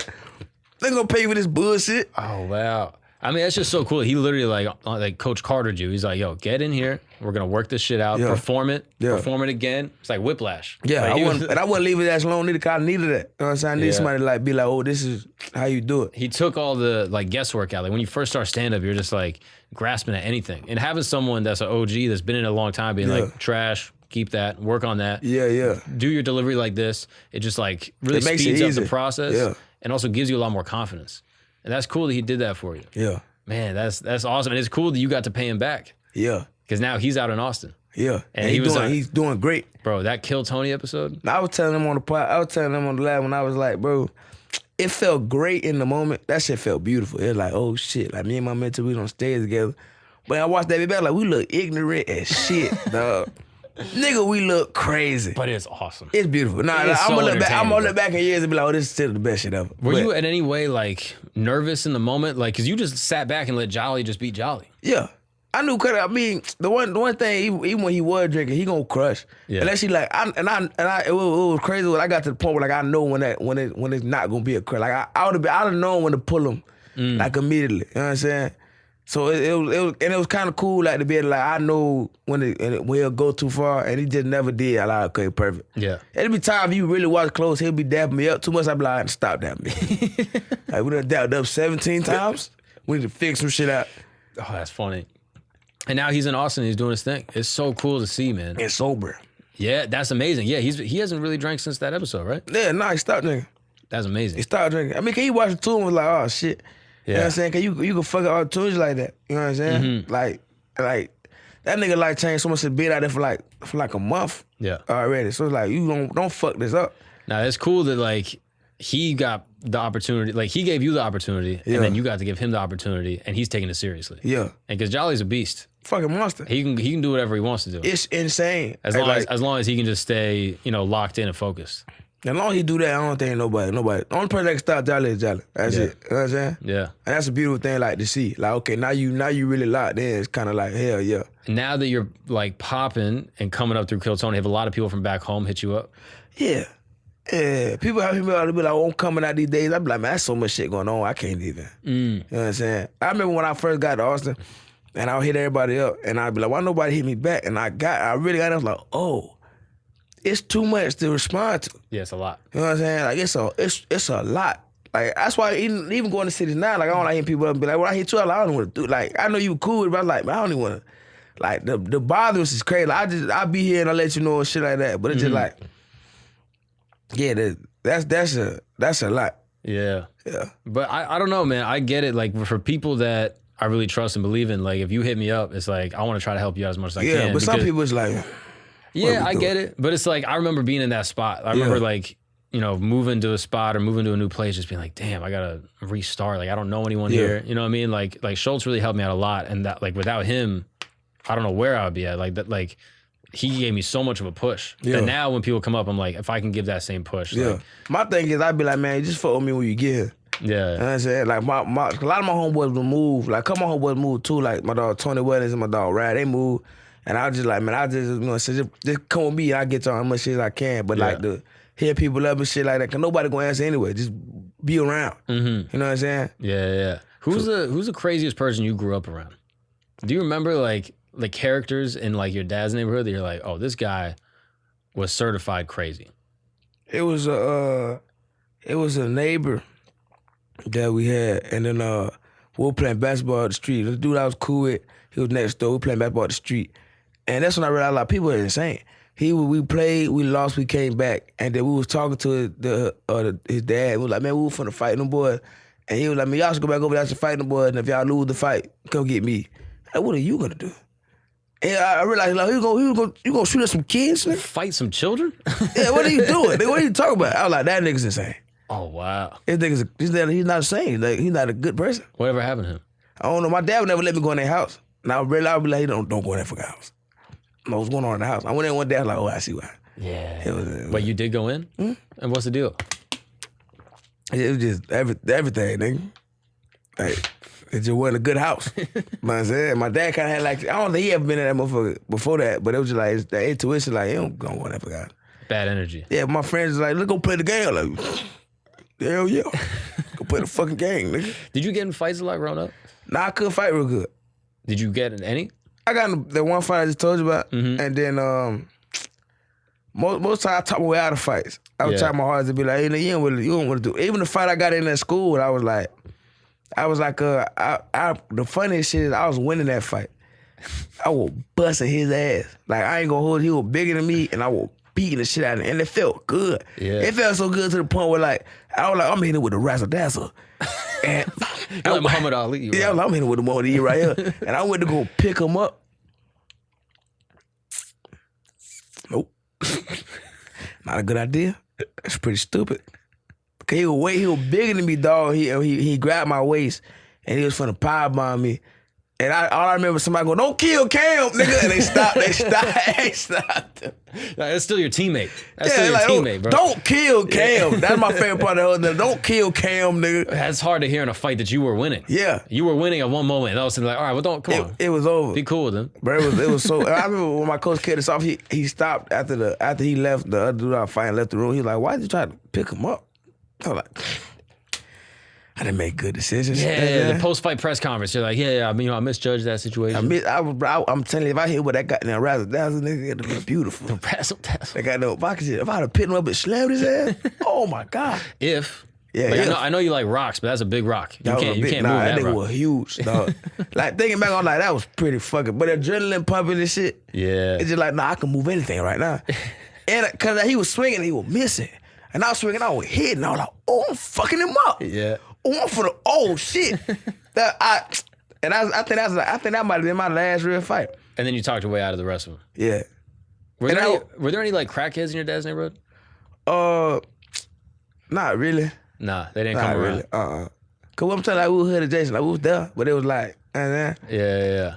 But did you ever see them like when you would go into like your friends' neighborhoods? When I was at my grandma staying in Gainesville. Yeah. And I remember one time, it was damn near a crackhead right across the street from my grandma's. And there was a nigga walking down the street with an umbrella with no panels. And it was raining outside. I'm like, that's crack. Like, I know that's crack. There's no other drug. No other fucking drug. No, there's no way. Cocaine, he'd be running. He'd be running. You know what I mean? Mushrooms, he'd just be enjoying it. Enjoying the rain. Umbrella panels. Like the little springs, like the little rods and shit. Nope. All the shit in between, gone. Like it was kind of perfect. It's like he cut it out. I was like, what the fuck is this? That shit was crazy. But sometimes you see a crackhead with so much confidence, you're like, he knows something. He knows something I don't know. And my stepmom, my brother was a crackhead. I call him my uncle. My uncle heard he was a crackhead. Mm-hmm. And what was his game? He was crack. Just like he would I tried to tell the story on stage a couple times, but it never would work. I got into comedy, and he was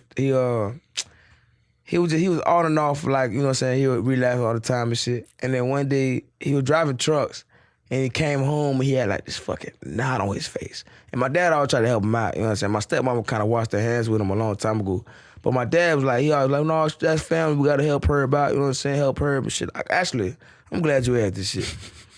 So he was like, man, we gotta help Herb out, man. Herb, that's your brother, you gotta help him. And so he came back for a couple of days, and he had this knot on his head, one of his eyes swollen shut, and he was like, I know what y'all think, right? Oh, Herb was trying to get crack again. No, I was in a car accident. Real bad. Yep, that's what happened. And then for a couple of days, he was just like, I'm telling y'all, I was in a car accident. And then one day he was like, never let go to the store. Go to the store with me. So we were riding to the store. He was like, hey, everybody believed I got in a car accident, but I'm lying. I was in the west end of Atlanta, and I was trying to buy some crack.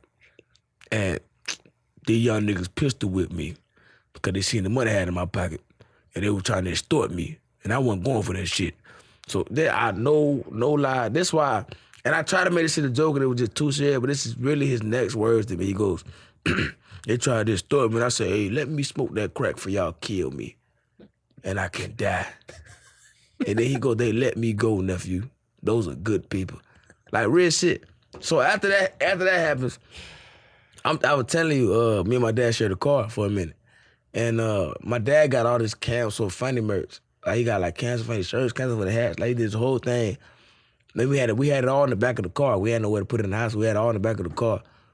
And one day I was doing a show in Gainesville, and my uncle called me. He like, hey, let me go $10. I'm trying to buy this hat. I'm trying to get this hat. It was like 2 o'clock in the afternoon. I'm not afternoon in the morning. He was like, I just need to get a hat. Like, uncle, it's late as shit. He said, no, the corn store's open. Let me get $10 so I can get a hat. So he get the money for the hat and shit. And then the next day, I get back home, and my dad Carter has been breaking down for a minute, and he worked with the mechanic sometimes. Cause my dad got like a hood mechanic that he go to and shit like that, so he be fix all this shit up. And then he told the mechanic, like, let me take the car for a test drive, make sure it worked good.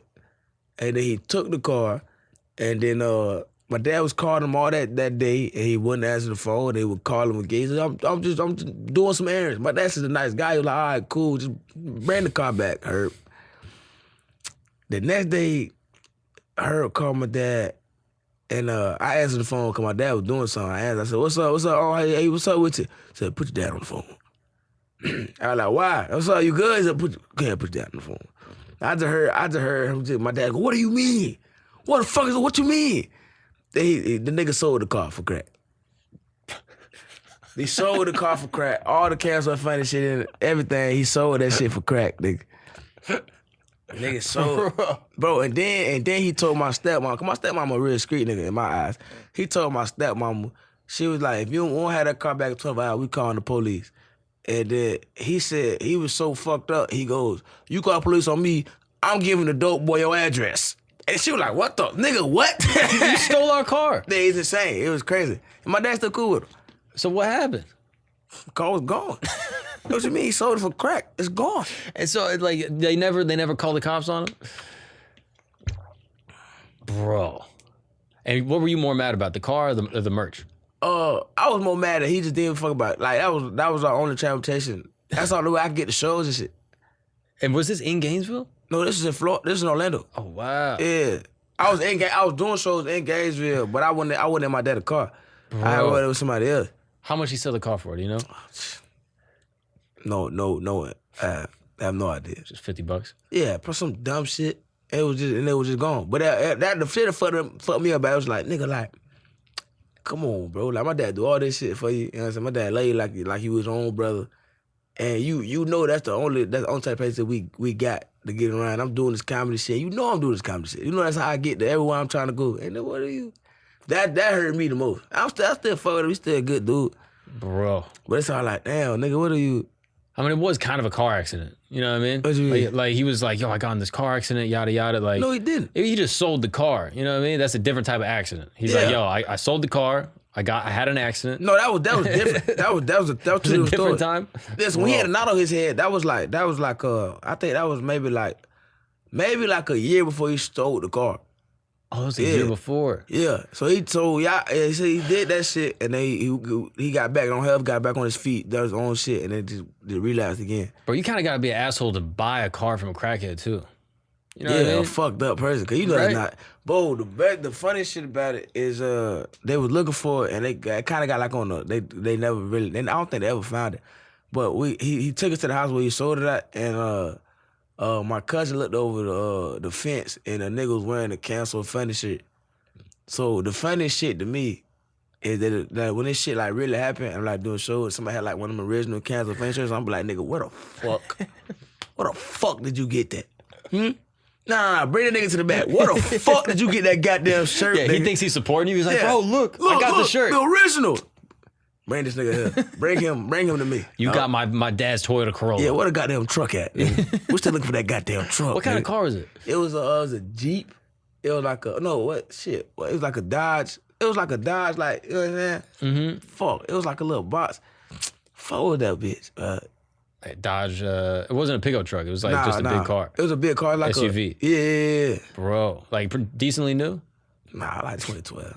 That's not bad. It wasn't horrible. But it was like, that was just our way to get, that was my dad, like, first car he had in a long time. My dad, like, license had all that other shit. So that's my dad first car he had in a long time. That's good promo, though, for you. Like the shirts got out there. You know what I mean? More people are wearing them. Yeah. And then who the fuck came for fun? I don't know, but his uncle smoked crack. I know his uncle smokes crack. That's all you got to be a little bit grateful, bro. You go to a show and fucking, you know. Nah, if I see that, I'm losing my mind. I'm be like, I'm gonna be excited. I'm be like, first of all, nigga, how the fuck did you get this shit? Bro. Yeah, it's crazy. The guy probably started selling the shirts. He probably looked you up. He's probably a fan. He's probably a huge fan. He's listening to this right now. He's like, oh, shit. They sound me out. Yeah. Oh, fuck. He's got the OG merch.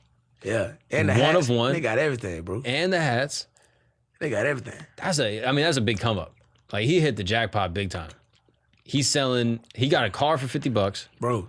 Plus all the original merch. This nigga won, dog. Bro, you gotta make that into merch.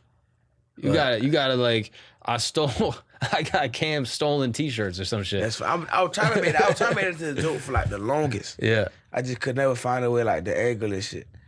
Bro. To like tell everybody like, hey, nigga, that shit really helped your career, I think. Yeah, probably the reason I'm out here. I think it really is. Yeah. That's like, the main reason. You got to call your uncle and be like, yo, thank you so much for spreading the word. Thank you. Yeah. The funny shit, I got a joke about, cause that's not my real uncle, so I got a joke about kissing his daughter.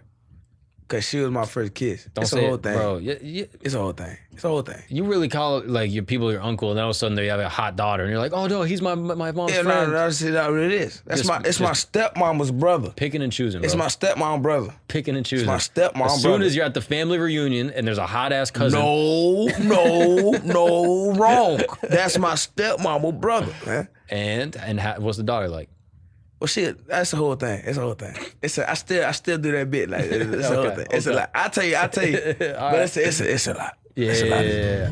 What's up, guys? We're gonna take a break really quick from this amazing conversation. And as you can tell, being a comedian in today's world can be very difficult. It can be very hard. You know what's not hard? Submitting a claim with Morgan & Morgan. Never in human history has it been easier to submit a claim through Morgan & Morgan. Here's what I love about Morgan & Morgan. Okay, you can submit a claim in like 8 clicks or less. It's like buying something on Amazon or buying something on Uber Eats or something like that. It's never been easier. It's not like the traditional way of trying to find an attorney, going through a phone book, Googling a bunch of names, attorney in my area, reading through a bunch of sketchy reviews. Is this guy gonna rip me off? Is he good? Is he bad? You have no idea. But with Morgan & Morgan, it's very simple. They are trusted nationwide. It's never been easier to submit a claim. And here's the craziest part. Their fee is free unless they win your case. That's right. You don't pay any money, $0. How's that sound? $0 unless they win your case. Their incentive is to help you get fair compensation for your claim. So if you're ever injured, you can go to Morgan & Morgan. Their fee is free unless they win. For more information, go to forthepeople, forthepeople.com/Gagnon, Gagnon, or dial pound law. That's pound 529 from your cell phone. That's forthepeople, forthepeople.com/Gagnon, Gagnon, or dial pound law from your cell phone. This is a paid advertisement. If you are interested in submitting a claim very easily to a trusted attorneys nationwide, you could check out Morgan & Morgan. Now let's get back to the show. My favorite thing to do at the mothership, when I know I'm finna go up and somebody walks out and go to the bathroom, I just be like, hey nigga, I saw you. Like, I saw that. You know what I'm saying? I just want you to know I saw that. Has the opposite ever happened? Well, I was mad. That shit happened to me before. For real? I was like a little coffee shop in Orlando one time. Yeah. Went in there. My tummy was hurting. Oh. Guess what I did? I ruined the bathroom. Yeah, destroyed it. Yeah. Ruined didn't even make it to the toilet. There's shit everywhere. Yeah. Bad. Shit not that bad, but it just stunk. Crazy. It just stunk. It was not good. Yeah. And then the guy, I opened the door, there's this guy that walks in, and the second I open the door, he's just like it hit him like smelling salts, just and like he passed out. I fucking woke him up, and then he was like, all right, I'll go to the bathroom. And he walked in there, and I was like, damn, I feel so bad. Like, I really ruined this guy's whole day. Yeah. And then Austin Coffee? It was awesome. And then he walks out and he's like stumbling, he's like, he's not in good shape. Yeah, he's not good. He survived Vietnam. He got mustard gas. And then he walks out, and then I go up on stage, and the second I walk on stage, it's packed room. I look over, he's in the front. And he's just looking at me like, this nasty motherfucker. Yeah. And I shit on him again. Oh, you just... I was like, yo, you're the guy that stunk up the bathroom. That's funny. And then everyone was like, oh, is it? Because now at this point, the whole place stinks. Yeah. The coffee smell couldn't even cover it. That's hilarious. And at this point, they think it's him? And the guy's like, what do you mean? It was you. And I was like, oh, really? I'm on stage. How could it be me? How could it be I have me? the perfect alibi. That's funny. I'm right here. Damn. And that's funny as shit. Evil, bro. Fucked up. Evil. So you said Austin Coffee was packed out? Oh, yeah. That's crazy. When I was coming up, that was like the spot. There would be times where you'd be on stage, the whole shit was packed, and then they would put people on the stage. Like, you would literally just be in the center of it might be like 50 people. And that's a small little place. That's small. Every booth is full. Yeah. And they were like ready. Man, we'd be lucky for like 20 people. Damn. Yeah. The scene, especially after COVID, changed so much. Like, I haven't been there since 2019. Everybody was saying that. They were like, man, it died. It died. Isn't that great when you're coming up? Yeah, it's perfect. You're trying your best, and everyone's like, man, everything's awful. It was way better. I kind of like it now. I just got here. Yeah. Like, no, everything was way better before. Yeah. You should have just came earlier or something. Yeah. I was in high school. Yeah. Like, what do you want me to do, nigga? I was busy selling weed for no money. I was trying to kill people, nigga. Yeah. Well, leave me alone. Yeah. Did you ever sell your gun? You still got it? Nah. It's still in my dad's garage. In the garage? Yeah. My stepmama found it and she got real mad. Oh, really? Yeah. What'd she say? And then I sold all the other ones I had, but she was like, either you get rid of this gun or you got the goddamn house. Cause my dad knew I had one. He just died. I had it just cuz. And And then my son was like, yeah. So I just put it in the garage. And then after, when I started doing comedy for real, I was like, I don't need it. Yeah. I mean, that's good. I mean, now you're in Texas. You could have it. You could have it on your head. Have one. I never, but you could shoot it in the comedy club if you want. And they had no problem. Yeah, I think people would join you. They'd be like, hell yeah. Oh, shit, I didn't know we could do that here. Oh, fuck yeah. Yeah, as your closer, bro. Talk to him, Let man. that shit rip. I like this guy. He gets it, man. Real Texas shit. Yeah. You're bombing the whole show. You shoot the gun. They're like, standing ovation. Finally, some real comedy. He's one of the best comedians I've seen in my life. This nigga got it. This nigga has the best ideas. It's kind of crazy. He's a genius, bro. Yeah. Modern day Carlin. Oh, that's funny. Did you ever, were your parents, are they from Florida? Yeah, my mama from Gainesville, my dad from Jacksonville. Okay. Do you believe in ghosts? Vaguely. A little bit? Yeah. You ever seen a ghost? You seen a ghost? No. I did have a guy in this building, a crazy guy that broke in. And then he told me that there were ghosts in here. You believe him? I don't know. But the crazy guy broke in. You believe that guy? He broke in and he was like telling me, he was like, yo, the ghost told me don't put this bucket inside this bucket. Oh, and he took me to a supply closet and he was like, the buckets are separate, right? And I was like, yeah, they're separate. He's like, keep them that way. And then he left and then I went back in the supply closet. I looked at the buckets and I was like, I'll keep them separate. Yeah, keep them separate. Why not? That's to the crazy guy. Right? Why not? Yeah, he believed that firmly. And then here's the worst part. I go in there like 3 weeks later looking for something. I see the buckets inside each other. I said, nope. Remove them. Now he's making me crazy. Now he making you insane. It's like, because I'm just like, why not? It's such a low cost to not be haunted. Yeah. You know what I mean? And there's artifacts in here. All this shit might be haunted. Shit. So you brought all this shit in here? Yeah. How else you got in here, bro? I'm saying, like, that's hard. I don't know if you decorated goddamn TP hut, nigga. This shit hard, nigga. Yeah, no, I went for it. Yeah, this shit. You want to do like movies and shit? You think you'll do like TV show, movie? Yeah. Podcast? I'm trying to start with my dog White Cam, but I don't know how that's gonna how long it's gonna last. Why? I just so focused on this comedy shit, like, you know what I'm saying. Mm-hmm. So doing the podcast, just like I fucked up too. I told him we should do it every Friday, but I'm not there no more. That's fucking stupid to me. That was very dumb. Yo, let's record Saturday night. I'll probably be free Saturday night. I should be free Saturday what else night. am I doing? Yeah, you know what I mean? The podcast. Yeah. I'm doing the podcast Saturday night. I'll be in Austin Saturday night. 100%. I'm a fucking idiot. So I like the podcast shit. But movies would be dope. What would be like the ideal like 5-year trajectory? Like if you could write the next 5 years. Let's say I gave you a book. Like, yo, write 5 years. What would you write? Movies and shit, man. I got this shit in my mind that I got like in early September we're gonna get this shit off the ground. It's called like Cam and the Whites, and I think that shit can like really like be something. What is that? It's a show that I thought about, which is me doing like this white shit I've never done before. So like the first episode of me, I'm going rock climbing. Oh, that's fire. And then I'm going like I think it's gonna be a mix between rock climbing and mountain bike riding. Bro, you're gonna love it. Yeah. You love rocks. I love rocks. So I think that'd be dope. Rock climbing is like... It's just everything I love together. It's basically only rocks, bro. Yeah. That's like the whole thing. That's the first name of it. Yeah. It's called rock. Why do you think I picked it? Yeah. I picked it for no reason. I didn't know. Rock collecting? You can do rock collecting? Yeah, but I want to do like extreme shit, like snowboarding, you know what I'm saying, wakeboarding, like shit like that. And just make it funny. Like, cause I'm doing it mainly like comedians. So I got somebody that's with me, his name Maverick. And he'll go with me all the time. And the first one I'm doing, my dog Lucas, he like do rock climbing for real. So he'll teach me the ropes about rock climbing. And then we'll just make it funny. And then the bike dude is not a comedian, but I'm gonna have Maverick with me doing everything. So it'll be like we can riff and do shit like that. You got rocks on you right now? Yeah. Wait, do I? Nah, I got a gym that I like. Some white lady gave me this gym. Maybe it wasn't somebody gave me this shit. Yo, what do you think it is with white people and like crystals and shit? I don't know, man. What do you one lady came up to me after Kid Tony was like, oh my gosh, I have this pendant that was blessed by a witch. I'm like, get the fuck away from me. Get the fuck away from me right now. Because you don't know about ghosts, but witchcraft though. Yeah, it's just that's crazy. Yeah. But this, I mean, how do you know if this is not cursed? Nah, it should be fine. It's good? Yeah, it's good. How, you can tell? Yeah. How can you tell? I look at it. You can feel it? Yeah. Like what? Well, you know the funniest shit? Somebody handed me this shit. Like, yeah, I just thought it looked real nice. You should have it.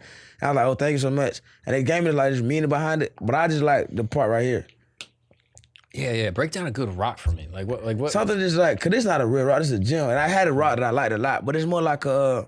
Oh, that's nice. See, it's good, right? That's nice. Nigga, if you catch me before like them theater show, I got a fucking rock in my hand like that, and I'm pacing.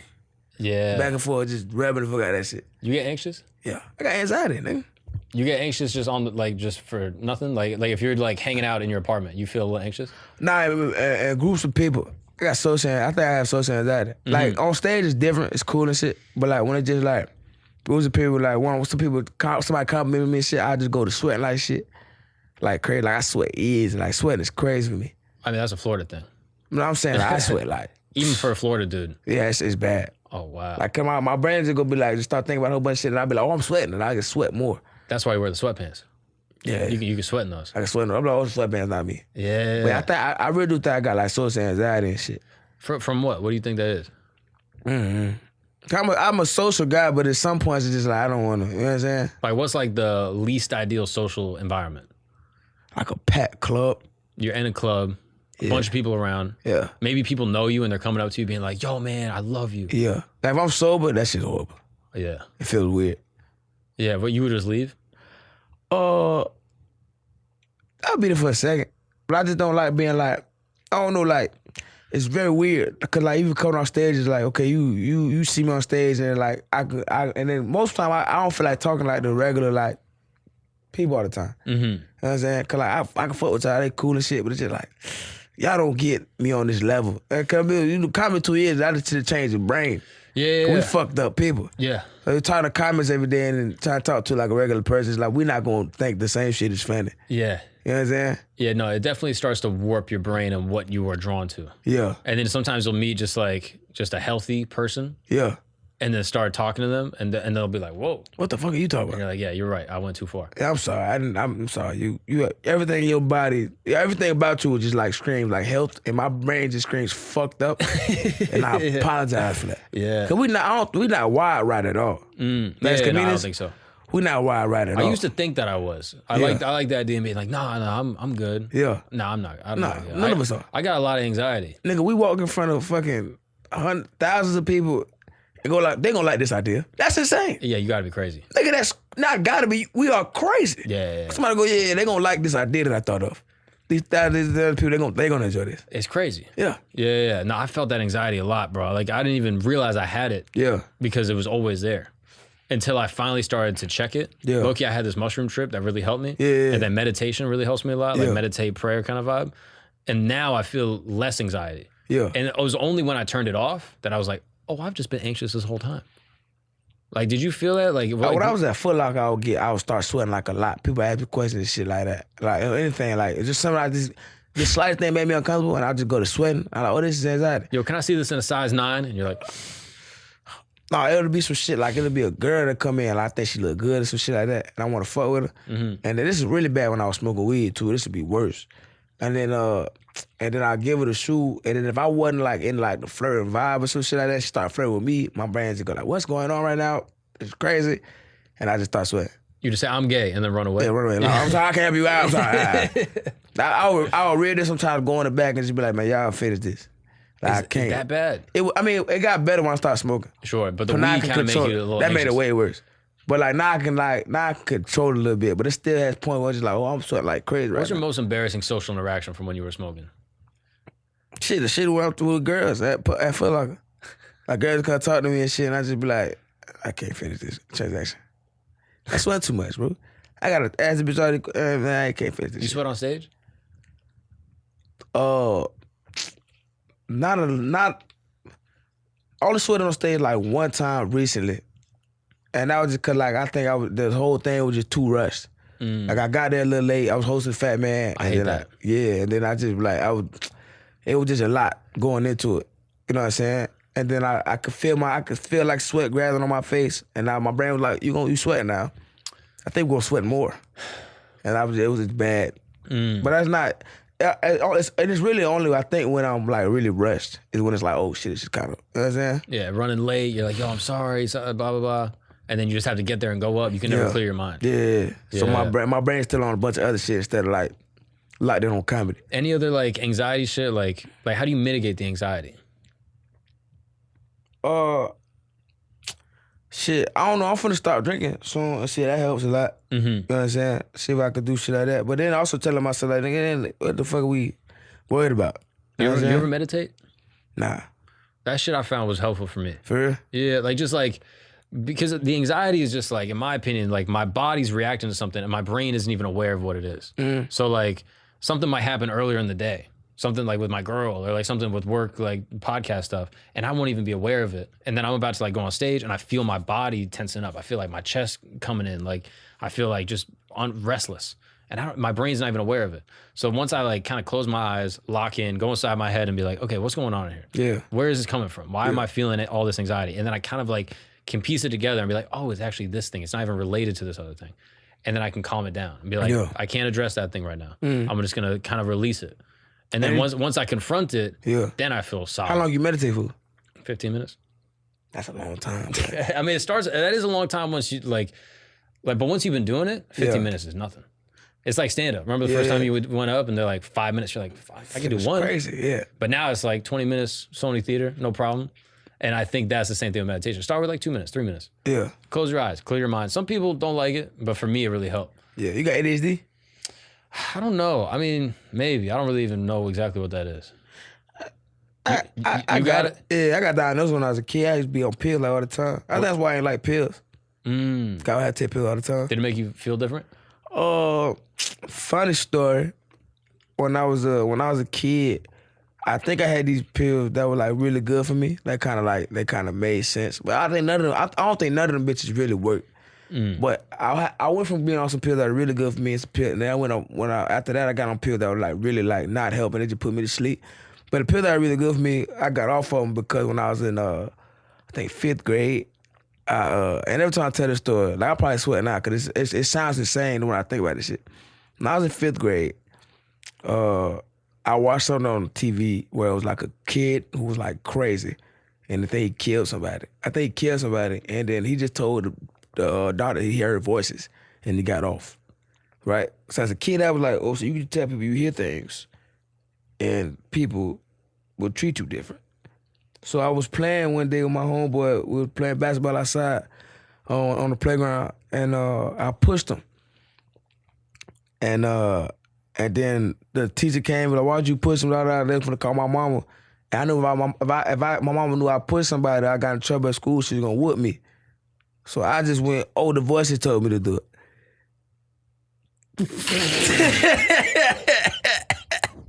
And I had to go to therapy and shit, nigga. Man, the doctors was like, nothing's wrong with him. I was like, but he keep, and I would just make shit. I remember being in the therapist's office and they'd be like, so what do the voices say? I'm like, red and blue. And they say, I was just making shit up, knowing cause like, I didn't want to get a whooping. I let that shit on for like at least like 3 months. Whoa. Yeah, and then they changed my pills because of that.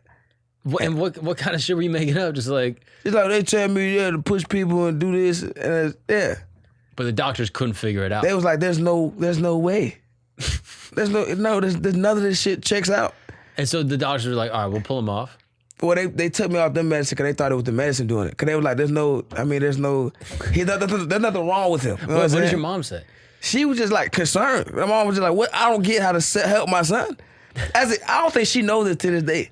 Bro. Yeah, so I just felt like a bad person. You deserve an ass whooping now. Yeah, I do. She should give you an adult ass whooping. Yeah, it was fucked up. That's so funny. It was fucked up. And then you got off the pills and all of a sudden you were like, I'm fine? Nah, when I got them pills, I got into middle school and shit. And then like the pill they would give me, the pill I got then was just like sleepy time pills.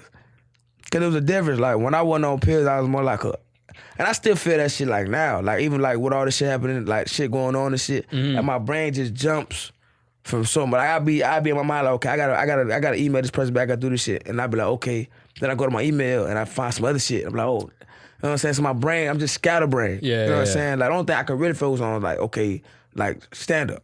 That's the only thing that's like, well, my brain like, okay, we clear. I do kind of feel like that because like there's two things that make me lock in. Yeah. Stand up.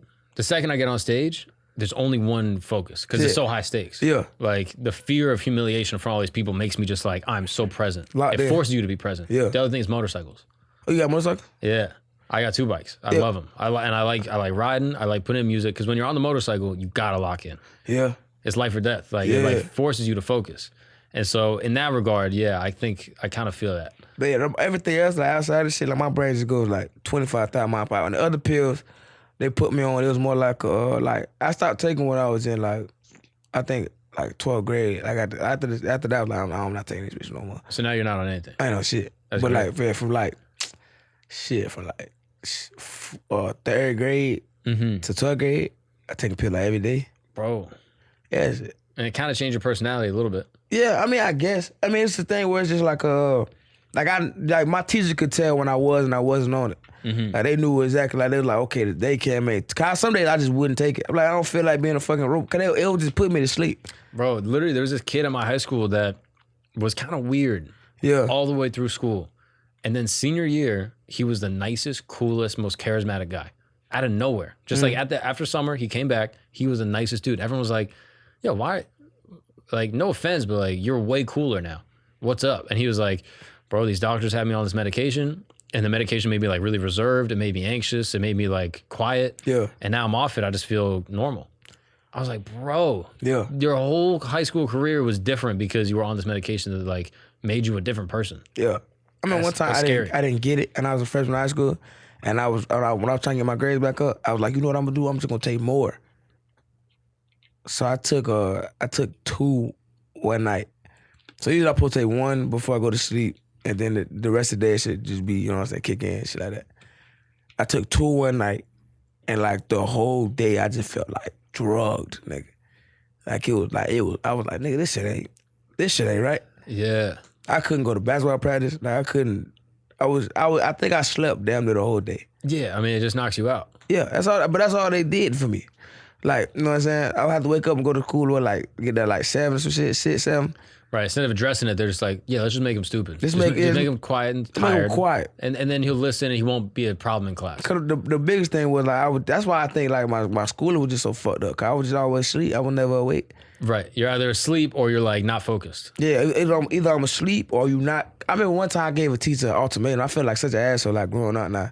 But I was like, cause in my later periods, the shit would start to wear off. And I'd just be like, all right, nigga, let's rock out. Yeah. But I had a teacher that I didn't like, and I would just go to sleep on her class.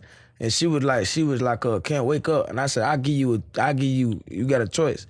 Either you do not teach nobody, or you let me go to sleep. You know what I'm saying? So what do you want to do? And then she just kicked me out. But I was like, yeah, bitch, like, you pick. Either I put my head down and I wait for this bell and I get the fuck out of here, or you can't teach nobody. I'm taking the class over. And how would you take the class over? I mean, I was always funny. Yeah. And it's like 7 period, it's time to go. So I'm saying like, I think it was like Spanish or shit. I'm just saying dumb shit. Like, uno, me gusto, this stupid shit. It don't even make no fucking sense. But people were laughing though. Yeah, people were like, oh, Cam just... Cam's on one. Cam on one, he having a good time now. Yeah, fuck them pills. Yeah. Yeah, so keep it's it like, going. Yeah. So it's like, and especially like at the end, like at the end of the day, it was more like you can't. At this point, it's like, I could have turned it off and turned it on then. Cause then like my first 4 periods, I was asleep. Yeah, knocked out. There was no like even waking up and be like, okay, I could try to be like, oh, I'm going to sleep. But the 5 through 7 was like, if I don't really fuck with you, I give you a choice.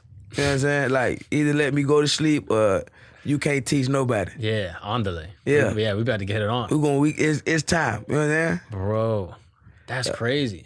And do you got a girl now? Kinda. Kinda? Yeah. What's the deal with that? We together, but it's like, you know what I'm saying? It ain't together. Have more girls been hollering at you now that you're on? A little bit, not too much. I can't get no bitch like my whole attention. You know what I'm saying? You're focused. I ain't good with like just flings and shit. So like either bitch gotta really want to like fuck with me or like it's just like I'm just not. I got too much shit to focus on, so it's like I can't even like unless you like telling me like I want to suck your dick right now, then we can't do anything. You know what I'm saying? But if someone said that, oh, it's over. Yeah, it's game on. You know what I'm saying? Listen, hey, mission complete. You found the guy. You know what I'm saying? But if bitch is like playing B around the bush, like, oh, cuss, I'm like, I'm not. Yeah, I'm not chasing no one. I can't tell you, I ain't got time to chase you. But you're not like hooking up after shows and shit. Nah. Unless it's a quick dick suck.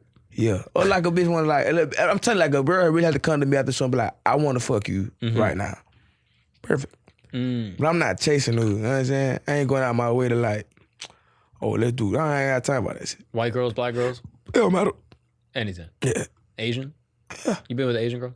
Nah, like, it was this blazing bitch from our city that I fuck with. Heavy. She was working like this spot we had called like, what that shit was called? Antiques.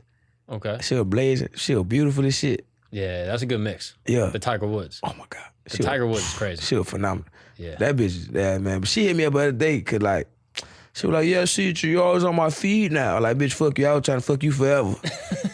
I ain't even in Florida no more. Yeah, if you can't handle me in my Foot Locker, you don't deserve me in my Kill Tony. Come on, talk to him. Real shit. You can't handle me at Foot Locker, bitch. You don't deserve me at Kill Tony. Oh, that's funny. Fucking slut. But you would, though, if she was in town. Yeah, I would. Yeah. 100%. Yeah, you like to act like you're above it. You're like, I'll leave you in the dust. No, I just. But the second she's like, oh, I'm in Austin, you're like, all right, you come over. Pull up on me. Nah, I remember one time right when I got Kill Tony when nobody knew. Cause you know, to go up that 3 weeks behind, I was at San Marcos like a college time. And I tell myself I cannot get drunk in like Austin. I just refuse to. It's like, that's like the job. That's why I work. So like I would go to San Marcos and do shows and just get plastered. Yeah. And I did it sometimes like it was this thick ass white bitch. Then my dog, I don't even remember what I was saying. He just go, but you just kept telling me, like, you know, I'm gonna kill Tony and shit. He's like, but your eyes was closed and like she was in front of you and you just kept going like, we'll get you like on the balcony. You know what I'm saying? You watch the whole show and shit, it'd be beautiful. Like, yeah, it'd be like, yeah, really have a good time. He told me, he was like, bro, you said I'm gonna kill Tony like 7 times. I just want you to know, you know kill Tony. Like I'm gonna kill Tony and shit. I don't think you get it right now. That's what I'm trying to tell you. Did it work? No. Fuck no, I was drunk as shit. I hit her the other day though. I was like, hey man, if you Kevin also let me know. And she hit me back. She gave me a number and shit. But then she moved to Dallas. But this bitch phenomenal. Like A1. Like a white bitch, I like get pregnant. Don't get no one pregnant. Everybody's telling me that. Stay away from these white devils, bro. Everybody's saying that. Listen to Dr. Umar. You Listen and to Deric Dr. say Umar. the same thing every time I say this. They go, don't get nobody pregnant. Yeah. Like, yeah, but if she wants to get this bitch pregnant. Just pull out, bro.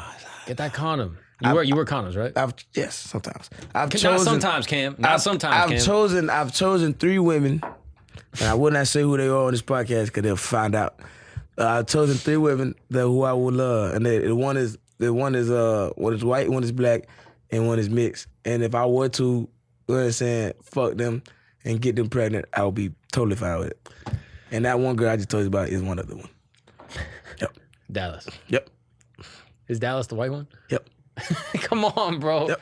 Nope. Gotta focus. Nope. Gotta focus. I'm focused, very focused. Very focused. On the right things, though. Focus on comedy, focus on the career. Yeah, 100%. Bro, you're like, what, 24? Yeah. Why can't you have a kid when you're 28, when you're 30? Yeah, that's all I'm saying. Yeah. But if she hits you up tomorrow, hey, come to Dallas. No. Nah. Maybe. Come on, Cam. No, I'm sorry. Come on, Cam. No, you gotta focus, bro. This is the time. This is lock-in time. I'm locked in. I'm not locked in. I'm not locked in. I'm locked in. I'm just saying. Like, if she was... Bro. That's not... Because I'm just saying, you're on the up and up. I'm playing. And she gets the baby, she's gonna keep it. I'm joking. You can't. You might name the baby Tony. That's funny. That'd be hard. And then you better hope that the girl kills Tony. Please. I'm going to stone the baby with rocks. I think I said that when they were like, what do you do if you have a kid? I'm going to stone it. Like, she was like, what you going to do if you get a girl pregnant? The abortion not legal in Texas, so we're going to stone the baby. That's what you mean. I like rocks for a reason. They going to fuck this baby up. My 2 favorite things, rocks and stairs. Those are my 2 favorites. I love them. I like a nice staircase. Yeah, good staircase. Good long stair. Bro. Good long staircase. Bro, I know you got it. Yeah, I believe in you. I believe in you. I ain't. But maybe. It depends how good it is. Yeah. Depends if you drank a little bit. What's the drink of choice? Right now, it's tequila and it's tequila. So I go back and forth. It's tequila and pineapple, and then some black with I forgot what it was called, but it's something with it ended with black. I only get at the Mothership because the dude who made it for me the first time, they asked my drink of choice. And every time I walk in, he was like, that what you want, right? Yes, sir. Yeah. Let's do it. You know what I mean? You don't even know the name. It's something, it's not Don Julio, it's something black, but it's like, it ends with a black, and it's that with like a splash of soda. And I just feel like a grown man when I drink it. Yeah. I feel like a real, like it put a little, a little hair on your chest. We're leveling up. Yeah. We're leveling up. Bro, this is exciting, man. I'm excited for the next chapter. Yeah. And where things are gonna go. Eventually you're gonna be on the road just doing your own shit, selling out. Keep killing it on Kill Tony. I too. But yeah, man, I'm excited for you. Don't get anyone pregnant. I would not. You believe in God? 100%. You praying? You praying? Every night. I wear this hat every day. I gave this hat to Roseanne. Did you really? Yeah. So she saw me, and then we had like a real conversation. Like Tony made her watch me, and then she was like, "You're a monstrous." I was like, "Thank you." And then she was like, "I like your hat." Like, good, you believe in God, that's great. And then she goes, next time I see you, get me one of those hats. And so I just gave her one on my head, and I ordered this one like the same day. That's fire. Yeah. Has there been anyone at the club that you've linked up with that's like giving you the best advice, that's like taking a moment to be like, hey, you're good, and it meant a lot? Deric Poston. The greatest. The best, man. Every time, it's just kind of him and Tony are like real deal. Like they just big on like, yeah, you gonna be somebody. I mean, I brought him up the other day when I was hosting the mic. And he was like, you don't fucking get it yet, but that guy's a fucking star. Like that's big, bro. That's big, bro. Yeah. That's amazing, man. Well, I'm excited for you, Cam. Thank you so much for taking the time to chat, brother. I Oh, really appreciate it. Thanks, and right man. now, you got to go to Sony Hall. Sony with Hall. Hans Kim. With Hans Kim. How many people is that? 400. Doing 20 minutes in front of 400 people. 2 years into comedy. Come on. You gonna get your rocks with you? God is great. Nah, I ain't got none. You got this one. I got this one. I got. You know, I was selling rocks for merch. Yeah. You make some money off it? I'm selling rocks to white people, nigga. Life is crazy, nigga. Like crazy as shit. Has it passed the drug money yet?